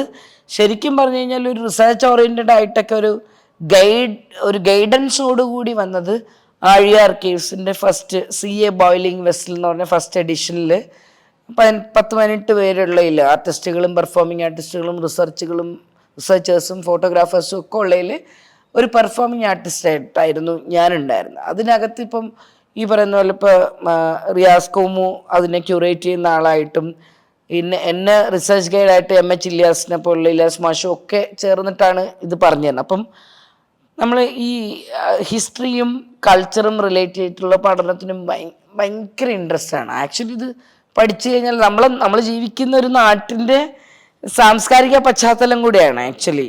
അതെല്ലാ മനുഷ്യരും അറിഞ്ഞിരിക്കണം എന്നാണ് ഞാൻ വിചാരിക്കുന്നത്. ഇപ്പോൾ പാടുന്ന ഒരാൾ മാത്രമൊന്നുമല്ല, പല കഥകളാണല്ലോ. ശരിക്കും പറഞ്ഞാൽ വളരെ കൃത്യതയോടുകൂടി ഒരാൾ ക്യൂറേറ്റ് ചെയ്ത് അല്ലെങ്കിൽ തിയററ്റിക്കലി ആയിട്ടുള്ള നോളജിന് വേറൊരാൾ ഗൈഡ് ചെയ്തൊക്കെ ഉണ്ടായിട്ടുള്ള സാധനം ഈ ആഴി ആർക്കേഷനുണ്ട് വർക്ക് ചെയ്തിട്ടുള്ള റബേക്ക ഒരു കൊച്ചിനി കഥപാടൽ എന്നാണ് ആ കോൺസെർട്ടിൻ്റെ പേര്.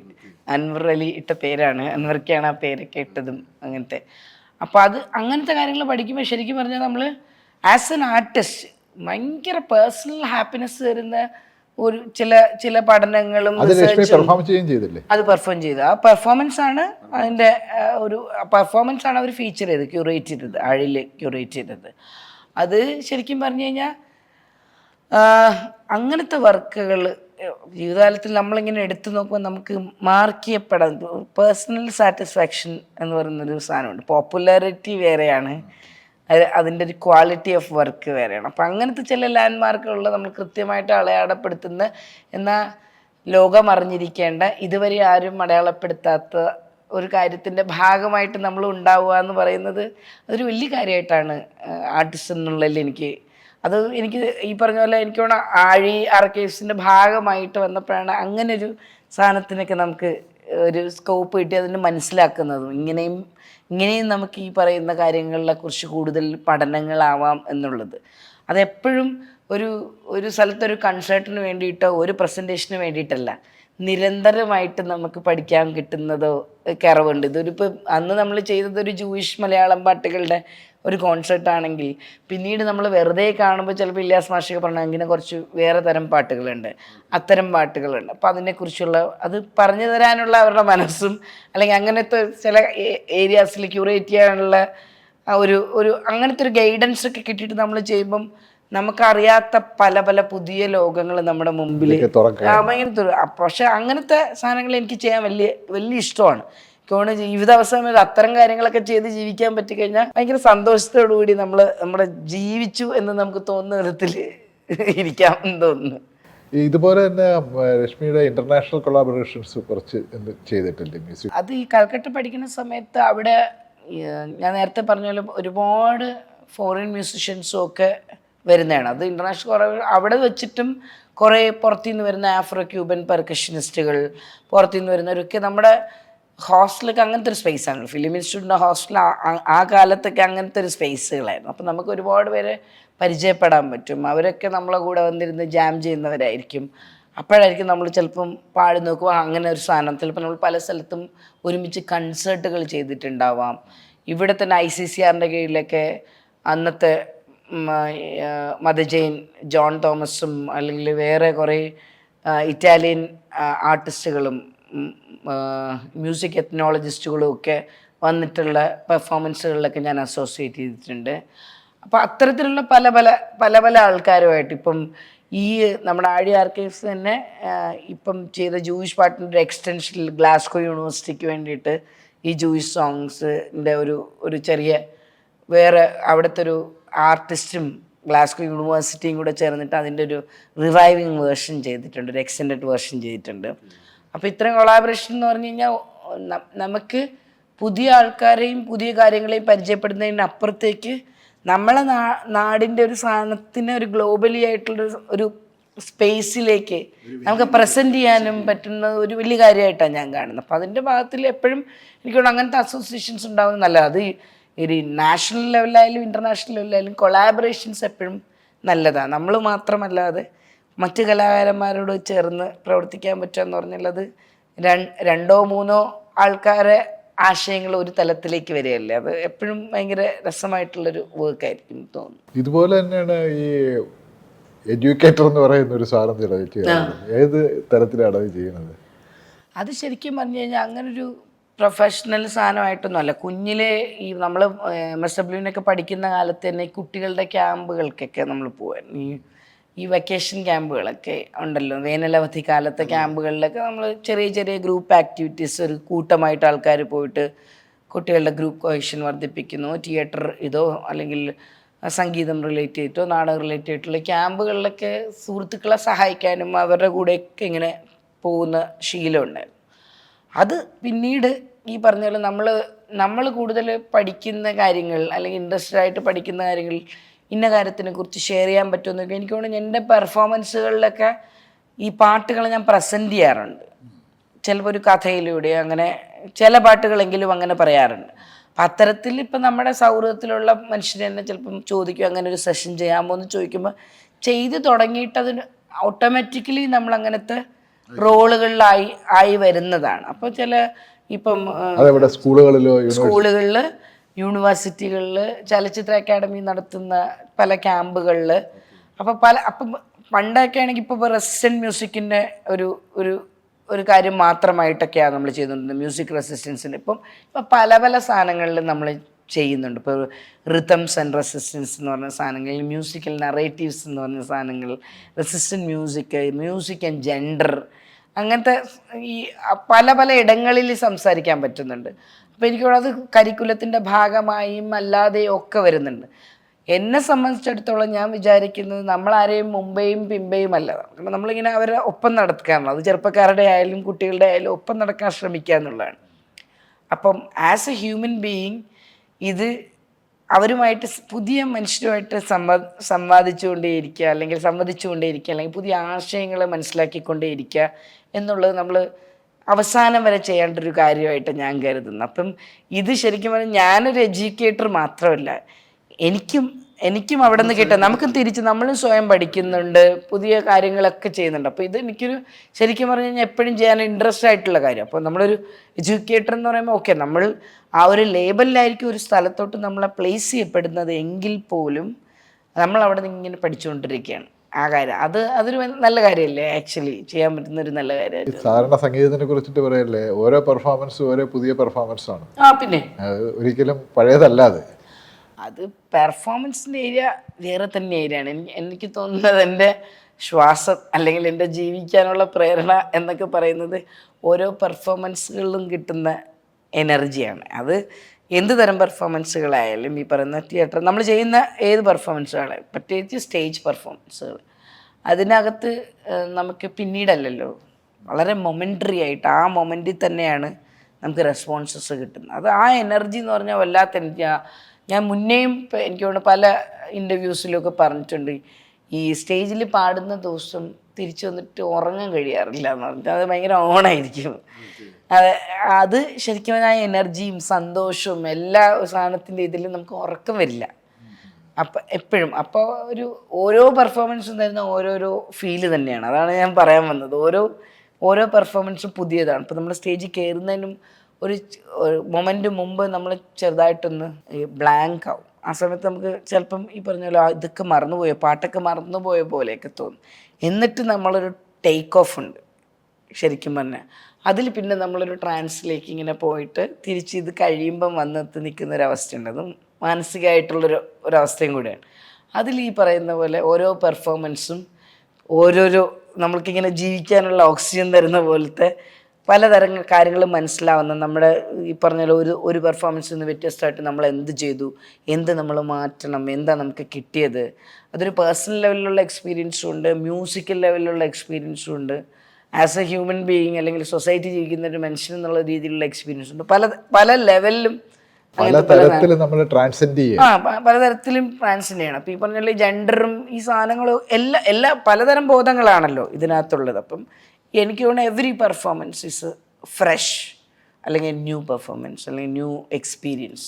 ഇതിൽ വരുന്ന ഈ മ്യൂസിക് എല്ലാ കാര്യത്തിലും ഉള്ള പോലെ ഈ ജെൻഡറും മ്യൂസിക്കും തമ്മിൽ എങ്ങനെയാണ് അതിൻ്റെ ഒരു വിഷയം? പ്രത്യേകിച്ച് നമ്മുടെ ഇവിടുത്തെ മ്യൂസിക് മാത്രമല്ല, ഞാൻ മൊത്തത്തിൽ ഇത് പറയാം. മ്യൂസിക്കിൻ്റെ കോണ്ടസ്റ്റിൽ പറയുകയാണെങ്കിൽ മ്യൂസിക്കിന് ജെൻഡർ ഇല്ലെന്നാണ് പൊതുവേ എൻ്റെ ഒരു വാദം, അല്ലെങ്കിൽ എൻ്റെ മനസ്സിലാക്കൽ അതാ. പൊതുവേ അതല്ല, പൊതുബോധം വേറെയാണ് പറയുന്നത്.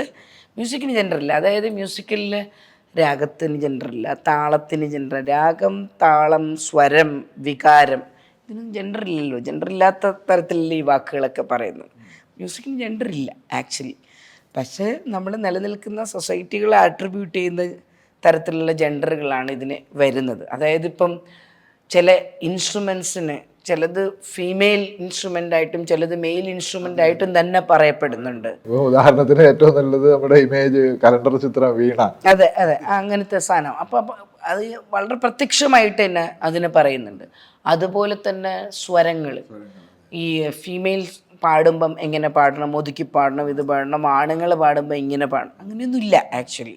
ഇതിന് അതാ ഞാൻ പറഞ്ഞ സ്വരത്തിനും ശ്രുതിക്കും താളത്തിനും രാഗത്തിനും ഒന്നിനും ശബ്ദത്തിനും ഒന്നിനും ജെൻഡർ ഇല്ല എന്നാണ്. പക്ഷേ ഈ ജെൻഡർ ആട്രിബ്യൂട്ട് ചെയ്യപ്പെടുന്നത് പലതരത്തിലാണ്. എനിക്ക് തോന്നിയത് ഈ ജെൻഡറെ എക്സ്പ്രസ് ചെയ്യാനുള്ള ഒരു ഫ്രീ സ്പേസ് ആയിട്ട് പോലും മ്യൂസിക്കിനെ കാണാം. അതായത് നോൺ ബൈനറി ആയിട്ടുള്ള, ക്യൂർ ആയിട്ടുള്ള അല്ലെങ്കിൽ ട്രാൻസ്ജെൻഡർ ആയിട്ടുള്ള മനുഷ്യർക്ക് അവരുടെ ഇമോഷൻസോ ഫ്രീഡമോ ഐഡൻറ്റിറ്റിയോ എല്ലാം പറയാനുള്ളൊരു ഫ്രീ സ്പേസ് ആയിട്ടും മ്യൂസിക്കിനെ കാണാം. പിന്നെ വേറൊരു തരത്തിൽ നമ്മൾ നോക്കുമ്പോൾ റെപ്രസെൻറ്റേഷൻ ഭയങ്കര ഇമ്പോർട്ടൻ്റ് ആണ്. ഇപ്പം നമ്മൾ നോക്കുമ്പോൾ കാണുന്നതെന്ന് വെച്ചാൽ മ്യൂസിക് റിലേറ്റഡ് ആയിട്ട് സംസാരിക്കുക അല്ലെങ്കിൽ സിനിമ റിലേറ്റഡ് ആയിട്ട് സംസാരിക്കുകയാണെങ്കിൽ പാട്ട് പാടുന്നതും അഭിനയിക്കുന്നതും ഒക്കെയാണ് സ്ത്രീകൾ കൂടുതലും.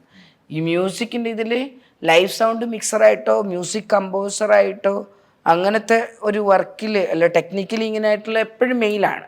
ഉണ്ടോയെന്ന് വെച്ചാൽ ഒന്നോ രണ്ടോ പേര് ചിലപ്പോൾ കാണും, എന്നാലും ഞാൻ പറഞ്ഞാൽ അത് മെയിലാണ്. അപ്പം നമ്മളിപ്പം നമുക്ക് നമ്മുടെ തലമുറകൾക്ക് ചെയ്യാൻ പറ്റുന്ന ഏറ്റവും വലിയ കാര്യം എന്ന് പറഞ്ഞാൽ ഇപ്പോൾ ഒരു ചെറിയ പെൺകുട്ടി കാണുകയാണ്, ഒരു മുതിർന്ന സ്ത്രീ ഒരു ലൈവ് സൗണ്ട് മിക്സറായിട്ടിരിക്കുന്ന ഒരു മുതിർന്ന സ്ത്രീയെ കാണാൻ പറ്റുന്നു, അല്ലെങ്കിൽ ഒരു ബാൻഡിൻ്റെ ലീഡ് മെമ്പറായിട്ടൊരു മുതിർന്ന സ്ത്രീയെ കാണാൻ പറ്റുന്നു, അല്ലെങ്കിൽ ഒരു കമ്പോസറായിട്ട് ഒരു മുതിർന്ന സ്ത്രീയെ കാണാൻ പറ്റുന്നു.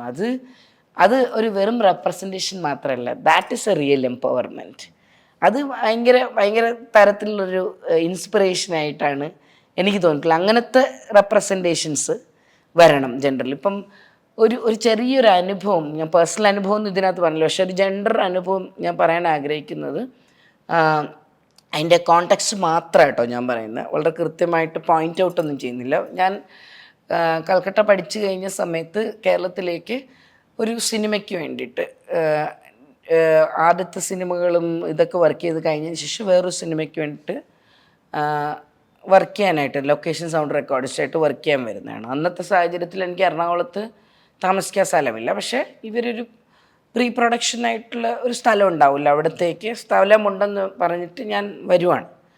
അപ്പം എനിക്കവിടെ ഒരു മുറിയുണ്ട്, അതൊരു വലിയ വില്ല പോലത്തെ ഒരു സ്പേസാണ്. അവിടുത്തെ ഒരു മുറി എനിക്ക് താമസിക്കാൻ തരാമെന്ന് പറഞ്ഞു. ഞാൻ വരുന്നു, പ്രീ പ്രൊഡക്ഷൻ ഇത് തകൃതിയായിട്ട് നടക്കുന്നു.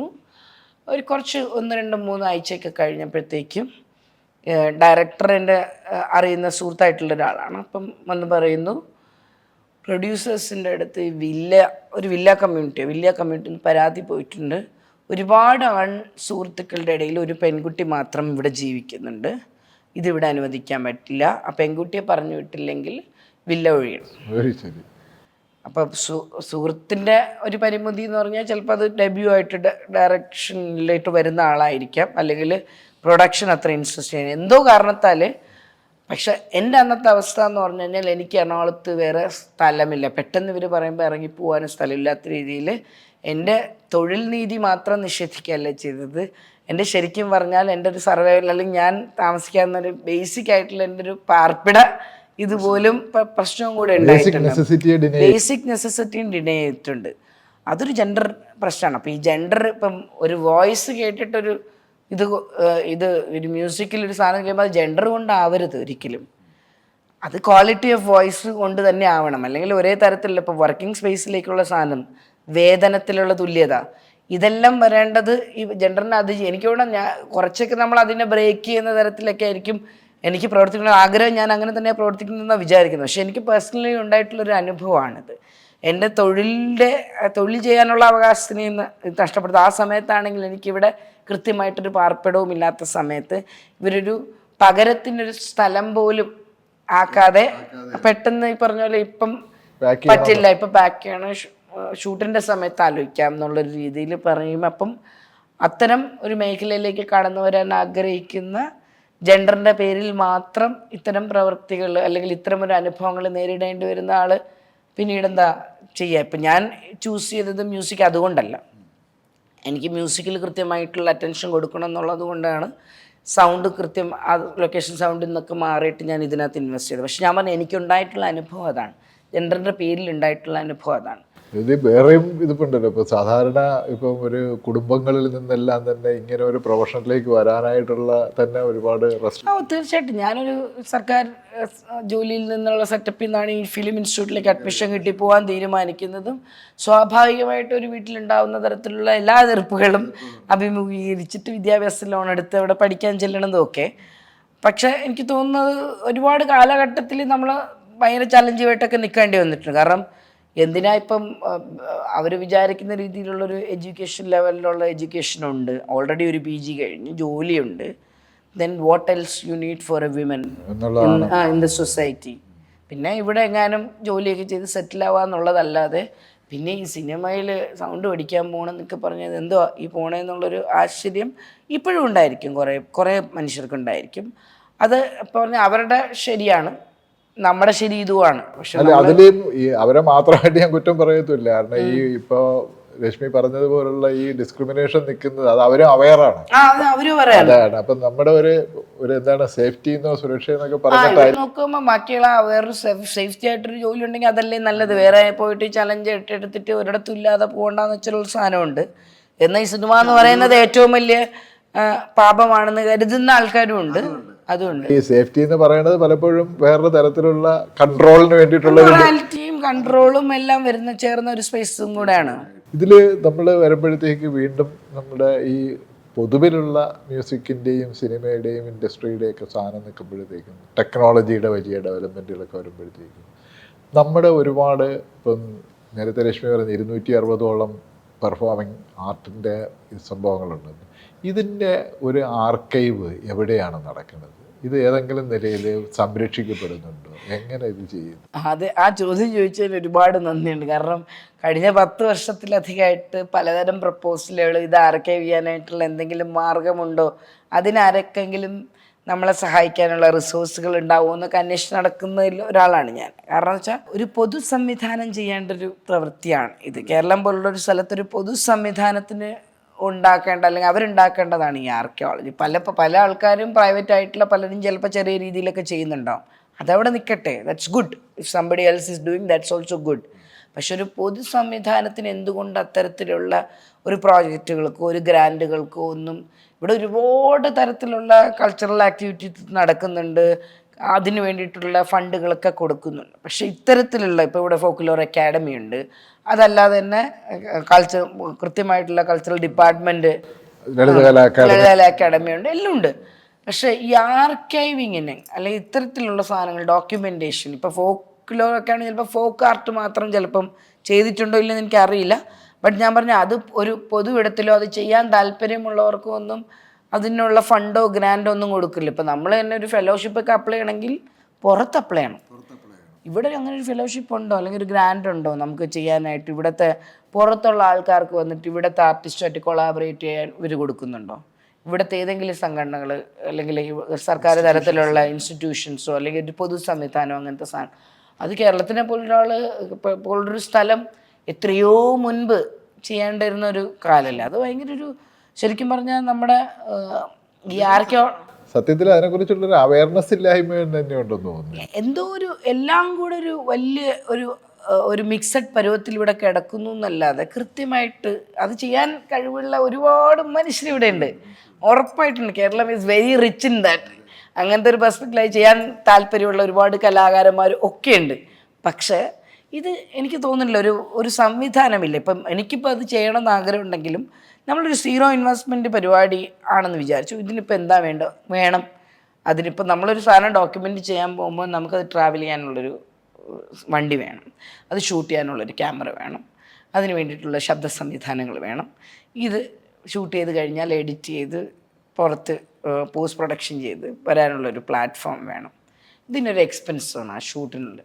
ഈ സാധനം ഈ പറഞ്ഞ പോലെ ആരെങ്കിലും ഈ കയ്യിൽ നിന്ന് എടുത്ത് ആരും ചെയ്യില്ല. ഇപ്പം നമുക്ക് എൻ്റെ ഒരു സ്വന്തം മാർക്കും എനിക്ക് ഒരുപാട് കാശുണ്ടെങ്കിൽ എനിക്കത് ചെയ്യാൻ പറ്റും. അതിന് ബേസിക്കലി ഒരു ഇൻസ്റ്റിറ്റ്യൂഷണൽ ബാക്കപ്പ്, ഒരു ഇൻസ്റ്റിറ്റ്യൂഷണൽ ബാക്കപ്പ്, എന്തെങ്കിലും എന്തോ കറക്റ്റ് സിസ്റ്റമാറ്റിക് ആയിട്ടുള്ള ഒരു സംവിധാനം വേണം. കാരണം ഇത് നാളെ ഫ്യൂച്ചറിന്റെ ഒരു വെൽത്താണ്. അത് എനിക്ക് മനസ്സിലാവില്ല, അത്തരം കാര്യങ്ങൾ എന്തുകൊണ്ടാണ് അടയാളപ്പെടുത്താതെ പോകുന്നത്. എനിക്ക് പേഴ്സണലി അറിയുന്ന, വർഷങ്ങൾക്ക് മുമ്പ് സിനിമയുടെ കുറിച്ച്, ഇപ്പം മലയാള സിനിമയിൽ ഫെസ്റ്റിവൽ നടക്കുമ്പോഴത്തേക്ക് മരിച്ചു ശശി എന്ന് പറഞ്ഞിട്ട് എൻ്റെ ഒരു സുഹൃത്തായിരുന്ന ആദ്യത്തെ മലയാള സിനിമ നോട്ടീസുകൾ, സിനിമ പോസ്റ്റേഴ്സുകൾ, പിന്നെ ഇതിൻ്റെ ചിത്രങ്ങളെല്ലാം വെച്ചും കൊണ്ടുള്ള ഒരു എക്സിബിഷൻ തിരുവനന്തപുരത്ത് ഫെസ്റ്റിവലിൻ്റെ ടാഗോർ തിയേറ്ററിൻ്റെ അവിടെ സംഘടിപ്പിച്ചിരുന്നു. ശശിയായിരുന്നു ആദ്യം ഇത് ചെയ്യണത്. ശശി ഇതിനു വേണ്ടി ചെയ്തിട്ടുള്ള എഫർട്ട് എന്ന് പറഞ്ഞു കഴിഞ്ഞിരുന്നാൽ അന്ന് ചലച്ചിത്ര അക്കാദമിക്ക് വേണ്ടി മദ്രാസിൽ പോയിട്ടുണ്ട്. അതായത് ഇപ്പോൾ അങ്ങനെയാണ് മറ്റേ ബഷീർ കത്തിയായിട്ട് നിൽക്കുന്ന ആ ചിത്രങ്ങൾ, ആ ഫോട്ടോഗ്രാഫ്, അതുപോലെ മറ്റേ ശശി ചെയ്ത വർക്ക്, ആ ഡോക്യുമെൻറ്റേഷൻ്റെ ഒരു ഭയങ്കര വർക്കായിരുന്നു. പക്ഷേ ഈ നമ്മുടെ ഒരാളും അത് ആർക്കൈവ് ചെയ്തിട്ടില്ല.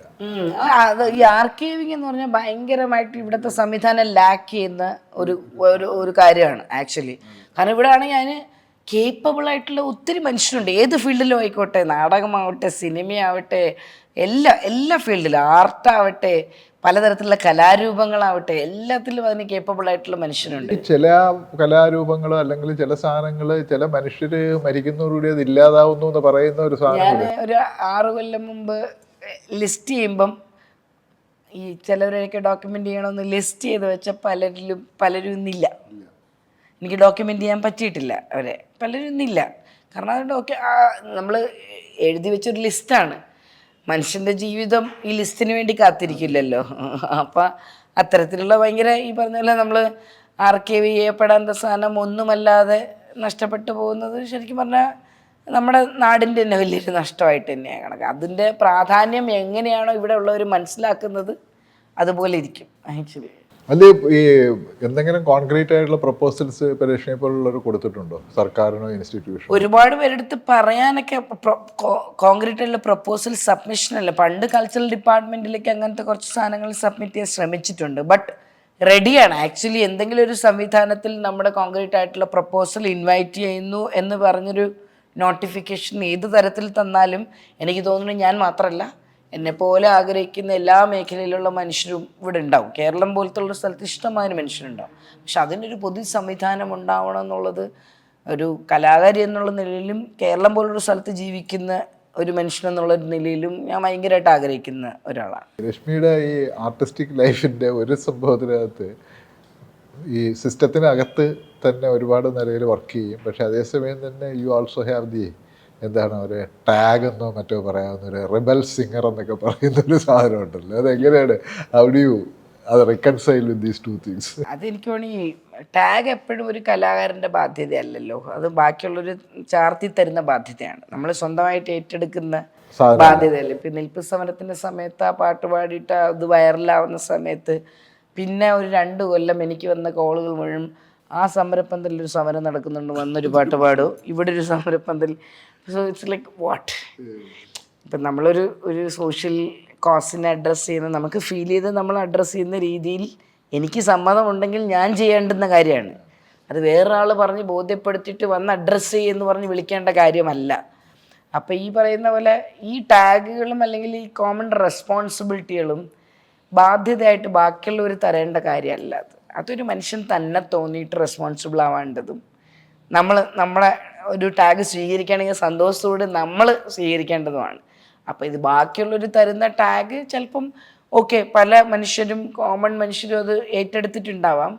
പക്ഷെ അത് ഇന്നവേ ചില സമയത്ത് അത് എഫക്റ്റ് ചെയ്തിട്ടുമുണ്ട്, വളരെ കൃത്യമായിട്ട് എഫക്റ്റ് ചെയ്തുകൊണ്ട്. ഇപ്പോൾ നമ്മളിപ്പോൾ ഈ അത്തരം പാട്ടുകൾ പാടുന്നതുകൊണ്ട് തീർച്ചയായിട്ടും ഒരു ഏതെങ്കിലും പാട്ട് പാടിയിട്ടുണ്ടെങ്കിൽ ആ പാട്ടിൻ്റെ അർത്ഥത്തിനെ അല്ലെങ്കിൽ ആ പാട്ടിൻ്റെ ഒരു ആശയത്തിന് ഉൾക്കൊള്ളുന്ന തരത്തിൽ തന്നെ ആയിരിക്കും പാടിയിട്ടുള്ളത്, ഇതുവരെ പാടിയിട്ടുള്ളതെല്ലാം.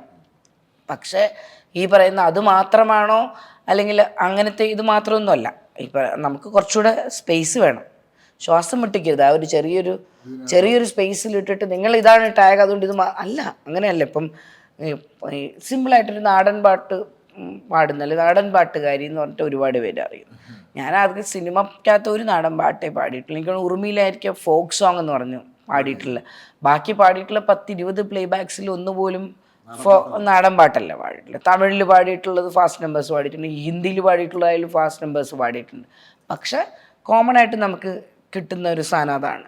ചിലർക്ക് അറിയാൻ പറ്റുന്നത് A22FKയിൽ അഭിനയിച്ച ആ റോള് മാത്രമേ. അപ്പം എനിക്ക് തോന്നുന്നത് അതിങ്ങനെ ഉണ്ടായിക്കൊണ്ടേയിരിക്കും പൊതു ഇടത്തിൽ. പ്രത്യേകിച്ച് എൻ്റർടൈൻമെൻറ്റ് മേഖല എന്ന് പറയുന്നത് പൊതുജനങ്ങൾക്ക് ഭയങ്കര കൗതുകകരമായിട്ട് നോക്കുന്നൊരു മേഖലയും കൂടെയാണ്. അതിലൊക്കെ ഈ ടാഗുകൾ ഭയങ്കര സർവ്വസാധാരണമാണ്. പക്ഷെ നമ്മുടെ പുറത്തുനിന്ന് അത് രാഷ്ട്രീയപരമായിട്ടായാലും ഈ എന്തെങ്കിലും ഒരു പ്രത്യേക കോളത്തിൽ ഒതുക്കാൻ ഭാഗമായിട്ടും പുറത്തുനിന്ന് സീൽ ചെയ്യുന്ന സാധനത്തിനോട് മനസ്സുകൊണ്ട് നിന്ന് കൊടുക്കാൻ ഞാൻ തയ്യാറില്ല. അത് നമ്മളായിട്ട് അതിനെ സ്വാംശീകരിച്ച് നമ്മൾ സ്വീകരിക്കുന്ന കാര്യങ്ങൾക്കല്ലാതെ ഈ പറഞ്ഞ പോലെ അതുകൊണ്ട് ബുദ്ധിമുട്ടുണ്ട്, ഇല്ലയെന്നല്ല. എന്നാൽ പോലും നമ്മളങ്ങനെ അല്ല. ചിലപ്പം അത് ഞാൻ ചോദിക്കുന്ന ബുദ്ധിമുട്ടെന്ന് പറഞ്ഞാൽ പ്രൊഫഷണലി ഇങ്ങനെ ഒഴിവാക്കി നിർത്തുക അങ്ങനെയൊക്കെയുള്ള. ഉറപ്പായിട്ടുണ്ടെന്ന് വെച്ചാൽ പ്രൊഫഷണലി ഒഴിവാക്കി നിർത്തുക ഇന്ന ആൾ ഒഴിവാക്കി എന്ന് പറയാനല്ല.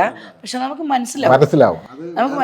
നമ്മളെ ഇപ്പോൾ ചിലപ്പോൾ പറഞ്ഞാൽ ഓക്കെ നമ്മൾ ഇന്ന കാര്യത്തിൽ ഇന്നൊരു അഭിപ്രായം പറഞ്ഞത് കൊണ്ടായിരിക്കാം. ഇപ്പം വളരെ കൃത്യമായിട്ട് മുന്നേ ഉള്ള പല സംഭാഷണങ്ങളിലും ഒക്കെ ഈ വേതനത്തിനെ കുറിച്ച് ഉള്ള കാര്യം വളരെ കൃത്യമായിട്ട് പറഞ്ഞിട്ടുണ്ട്. അതായത് ഈ പറഞ്ഞ പോലെ ആദ്യമായിട്ടൊരു ബ്രേക്കിനോ വളരെ അടുത്ത ആൾക്കാരെ സഹായിക്കുന്നതിനോ അല്ലാതെ ഒരു മനുഷ്യന് സൗജന്യമായി വർക്ക് ചെയ്യരുത് എന്ന് വിചാരിക്കുന്ന ഒരാളാണ് ഞാൻ. കാരണം ഇപ്പം അങ്ങോട്ട് കാശ് കൊടുത്ത് പാടുന്നവരും അല്ലെങ്കിൽ സൗജന്യമായി വർക്ക് ചെയ്യുന്നവരും ഒക്കെ ഒരുപാട് ഉണ്ട്. പക്ഷെ അങ്ങനെ ഒരാൾ ചെയ്യുമ്പോൾ ഇപ്പം ഞാൻ വർക്ക് ചെയ്യുന്ന മേഖല കുറച്ചുകൂടെ എവിഡൻ്റ് ആയിട്ട് നിൽക്കുന്ന മ്യൂസിക് ആയതുകൊണ്ട് എല്ലാ മേഖലയിലും ഉണ്ട് കേട്ടോ ഈ സാധനങ്ങൾ. അപ്പോഴും ഞാൻ പറയാറുണ്ട്, അത് ഒരാൾ അങ്ങനെ സൗജന്യമായി ചെയ്യുമ്പോൾ ഈ രണ്ട് കാരണത്തിനും അല്ലാതെ സൗജന്യമായി ചെയ്യുമ്പോൾ അത് ബാധിക്കുന്നത് ആ മേഖലയിൽ വർക്ക് ചെയ്യുന്ന ബാക്കി എല്ലാ മനുഷ്യരെയാണ്. അപ്പം ഇത് തുറന്നു പറയുന്ന നമ്മളെപ്പോലുള്ളവർ മാത്രമാണിത് പറയുന്ന ആൾക്കാരായിട്ട് മാറുകയും ബാക്കിയുള്ള മനുഷ്യരൊന്നും അങ്ങനെ അല്ല എന്ന് വിചാരിക്കുകയും ചെയ്യുമ്പോൾ നമ്മൾ കൃത്യമായിട്ട് ഇതങ്ങനെ സംസാരിച്ച ആളാണ് ടാർഗറ്റ് ചെയ്യുന്നത്. അങ്ങനത്തെ ടാർഗറ്റൊക്കെ എനിക്ക് മാത്രമൊന്നുമല്ല, അത് പൊതുവിൽ സംഭവിക്കുന്ന ഒരു ഫിനോമിനനാണ്. അതുണ്ടായിട്ടുണ്ട്. പിന്നെ ഇത്തരം പാട്ട് എപ്പോഴും നമ്മൾ പറയുമ്പോൾ നിങ്ങളുടെ പൊളിറ്റിക്സ് അല്ലെങ്കിൽ നിങ്ങൾ പാട്ടുകളിലൂടെ പറയുന്ന പൊളിറ്റിക്സ് ഈ മനുഷ്യന്മാരിൽ എല്ലാ തരത്തിലും ഉണ്ടല്ലോ. പൊളിറ്റിക്കലായിട്ടുള്ള കാര്യങ്ങൾ പറയുമ്പോൾ പൊളിറ്റിക്കലായിരിക്കും, വൾണറബിൾ ആവുന്ന അവസ്ഥയിൽ വൾണറബിളും ആയിരിക്കും. മനുഷ്യന് വൾണറബിൾ ആയിക്കൂടാ, അല്ലെങ്കിൽ എപ്പോഴും പൊളിറ്റിക്കലും ബോൾഡും എന്നുള്ള സാധനം മാത്രമല്ല, അപ്പുറത്ത് വൾണറബിലിറ്റി ഉണ്ട്, ഇമോഷൻസും ഉണ്ട്. ഇതെല്ലാം കൂടെ ചേർന്നാണല്ലോ മനുഷ്യൻ്റെ ഒരു ഹ്യൂമൻ ഇമോഷൻസിലെല്ലാ സാധനവും വരും പവർഫുള്ളായിട്ടുള്ള. അപ്പം അതുപോലെ തന്നെ ഇവിടെ ജീവിക്കുന്ന ബാക്കിയുള്ളവരെ പോലെ ജീവിക്കുന്ന ഒരു ജീവി എന്നുള്ള നിലയിൽ കണ്ടാൽ മതി എന്നാണ് എനിക്ക് തോന്നുന്നത്. നമ്മുടെ ജോലിയെ സംബന്ധിക്കുന്നതോ നമ്മുടെ പാട്ടിനെ സംബന്ധിക്കുന്ന പാട്ടിൽ വരുന്ന രാഷ്ട്രീയമായാലും ജോലിയിൽ വരുന്ന അവകാശങ്ങളായാലും ഇതൊക്കെ തുറന്നു പറയുന്ന മനുഷ്യർക്കെല്ലാം പണിയില്ലാതെ വീട്ടിലിരിക്കുകയാണ് എന്നുള്ളൊരവസ്ഥയുണ്ട്. ഈ കൃത്യമായിട്ട് ഇതിനെ അഡ്രസ്സ് ചെയ്യുന്നവരെയൊക്കെ. അപ്പം ഈ പറഞ്ഞ പോലെ എല്ലാവർക്കും ഇതൊരു തൊഴിൽ എന്നുള്ള തരത്തിൽ ആ തൊഴിലും അതിൻ്റെ ഒരു ഡിഗ്നിറ്റിയും തൊഴിലിൻ്റെ ഒരു ഡിഗ്നിറ്റി മാനിക്കണം. അത് ഏത് തൊഴിലായാലും, എൻ്റെ തൊഴിൽ മാത്രമൊന്നുമല്ല, എല്ലാ മനുഷ്യർ ചെയ്യുന്ന തൊഴിലിനും അത് അവരുടെ തൊഴിലാണെന്ന് കാണാനുള്ളൊരു പെർസ്പെക്റ്റീവ് പലപ്പോഴും നമ്മളെ കൃത്യമായിട്ട് അറിയാവുന്ന നമ്മുടെ തൊഴിൽ ഇത് മാത്രമാണെന്ന് അറിയാവുന്ന ആളുകളിൽ നിന്ന് അങ്ങനെ ഒരു കൺസിഡറേഷൻ ഇല്ലാതെ വരുമ്പോൾ അത് വല്ലാതെ ദുഃഖം ഉണ്ടാക്കുന്ന കാര്യമായിട്ട് മാറുന്നുണ്ട്. ഈ തൊണ്ടയാണല്ലോ ഇൻസ്ട്രുമെന്റ്. ഒരു പാട്ട് പാടുന്നതിന് എന്നാ കുഴപ്പം എന്നുള്ളൊരു സാധനമാണ്. ഈ പാട്ട് പാടിയാലാണ് നമുക്ക് ജീവിക്കാൻ പറ്റാന്നുള്ള ഒരു സാധനം അവർ ചിന്തിക്കുന്നേ ഇല്ല. അപ്പം അത് ഏറ്റവും ഈ പറയുന്ന ഇതാണ് നമ്മുടെ ഉപജീവനം എന്ന് മനസ്സിലാക്കുന്ന മനുഷ്യര് ഇത് മനസ്സിലാക്കാതിരിക്കുമ്പം അത് വേദന ഉണ്ടാക്കുന്നൊരു സംഭവമാണ്. അതായിരിക്കും കുറച്ചുകൂടെ ശരി. ഞാൻ അത്രയും ക്രൂരമാവണ്ടെന്ന് വിചാരിച്ചാണ്. അപ്പൊ നമുക്കൊരു പാട്ട് പാടി അവസാനിപ്പിക്കാം. ഓക്കെ. ലാവട്ടം താണേ പൂഞ്ചൊല്ലും മാഞ്ഞടി തന്തോയം പോണേ കാടെല്ലാം തീയടി തീ കുളിക്കും പച്ചമരത്തിൻ ചോട നിക്കണ മുത്തി ഓ ഏങ്ങട പാട്ടിനൊരിണം കൊണ്ട ഏങ്ങട ചോടിനു താളം താ കാട് കിലുങ്ങണ കാൽച്ചിലങ്കെ ചുമലപ്പട്ട ലാവട്ടും തായോ ലാവട്ടം താണേ. കരിമണ്ണിൻ കരളു കണ്ട കിനാവു ചോരണ കുരേല് പൈക്കുമ്പം പാട്ട് പാടണ ചെമ്മാരി ചെക്കനെ കണ്ടില്ല. മഴവെള്ളം പെയ്ത് പെയ്ത് മരം തണുക്കണ നേരത്ത് പൊരിയുമ്പം നോവ് തിന്ന് മനം കഴക്കണ് തമ്പ്രാളെ. കണ്ണിലിരുളു കേറണ് ഒറവ് തീരണ് ഉള്ളു കലങ്ങണ് പുഴയോളം. കണ്ണകന്നേ ദൂരെ ദൂരെ കനവെല്ലാം കണ്ണീരാണ്. ഹിന്ദിയിൽ പാടിയ പാട്ട്. ഓ ഇതൊരു രാജസ്ഥാനി പാട്ടിനെ ബേസ് ചെയ്തിട്ടുള്ള പാട്ടാണ്. അപ്പോൾ ഒരു ട്രെയിനിൽ യാത്ര ചെയ്യുന്നൊരു സ്ത്രീ എൻജിൻ ഡ്രൈവറോട് നടത്തുന്ന കോൺവെർസേഷനാണ്. അപ്പോൾ അവർക്ക് ഈ ട്രെയിൻ ഇങ്ങനെ സ്പീഡിൽ പോകുമ്പം അവർക്ക് ചെറിയ നെഞ്ചെടുപ്പ് വരുന്നുണ്ട്. അപ്പോൾ അവരോട് പതുക്കെ പോകും അങ്ങനെയൊക്കെ പറയുന്ന അവരുടെ ഒരു സംഭാഷണമാണ് ഈ പാട്ട്.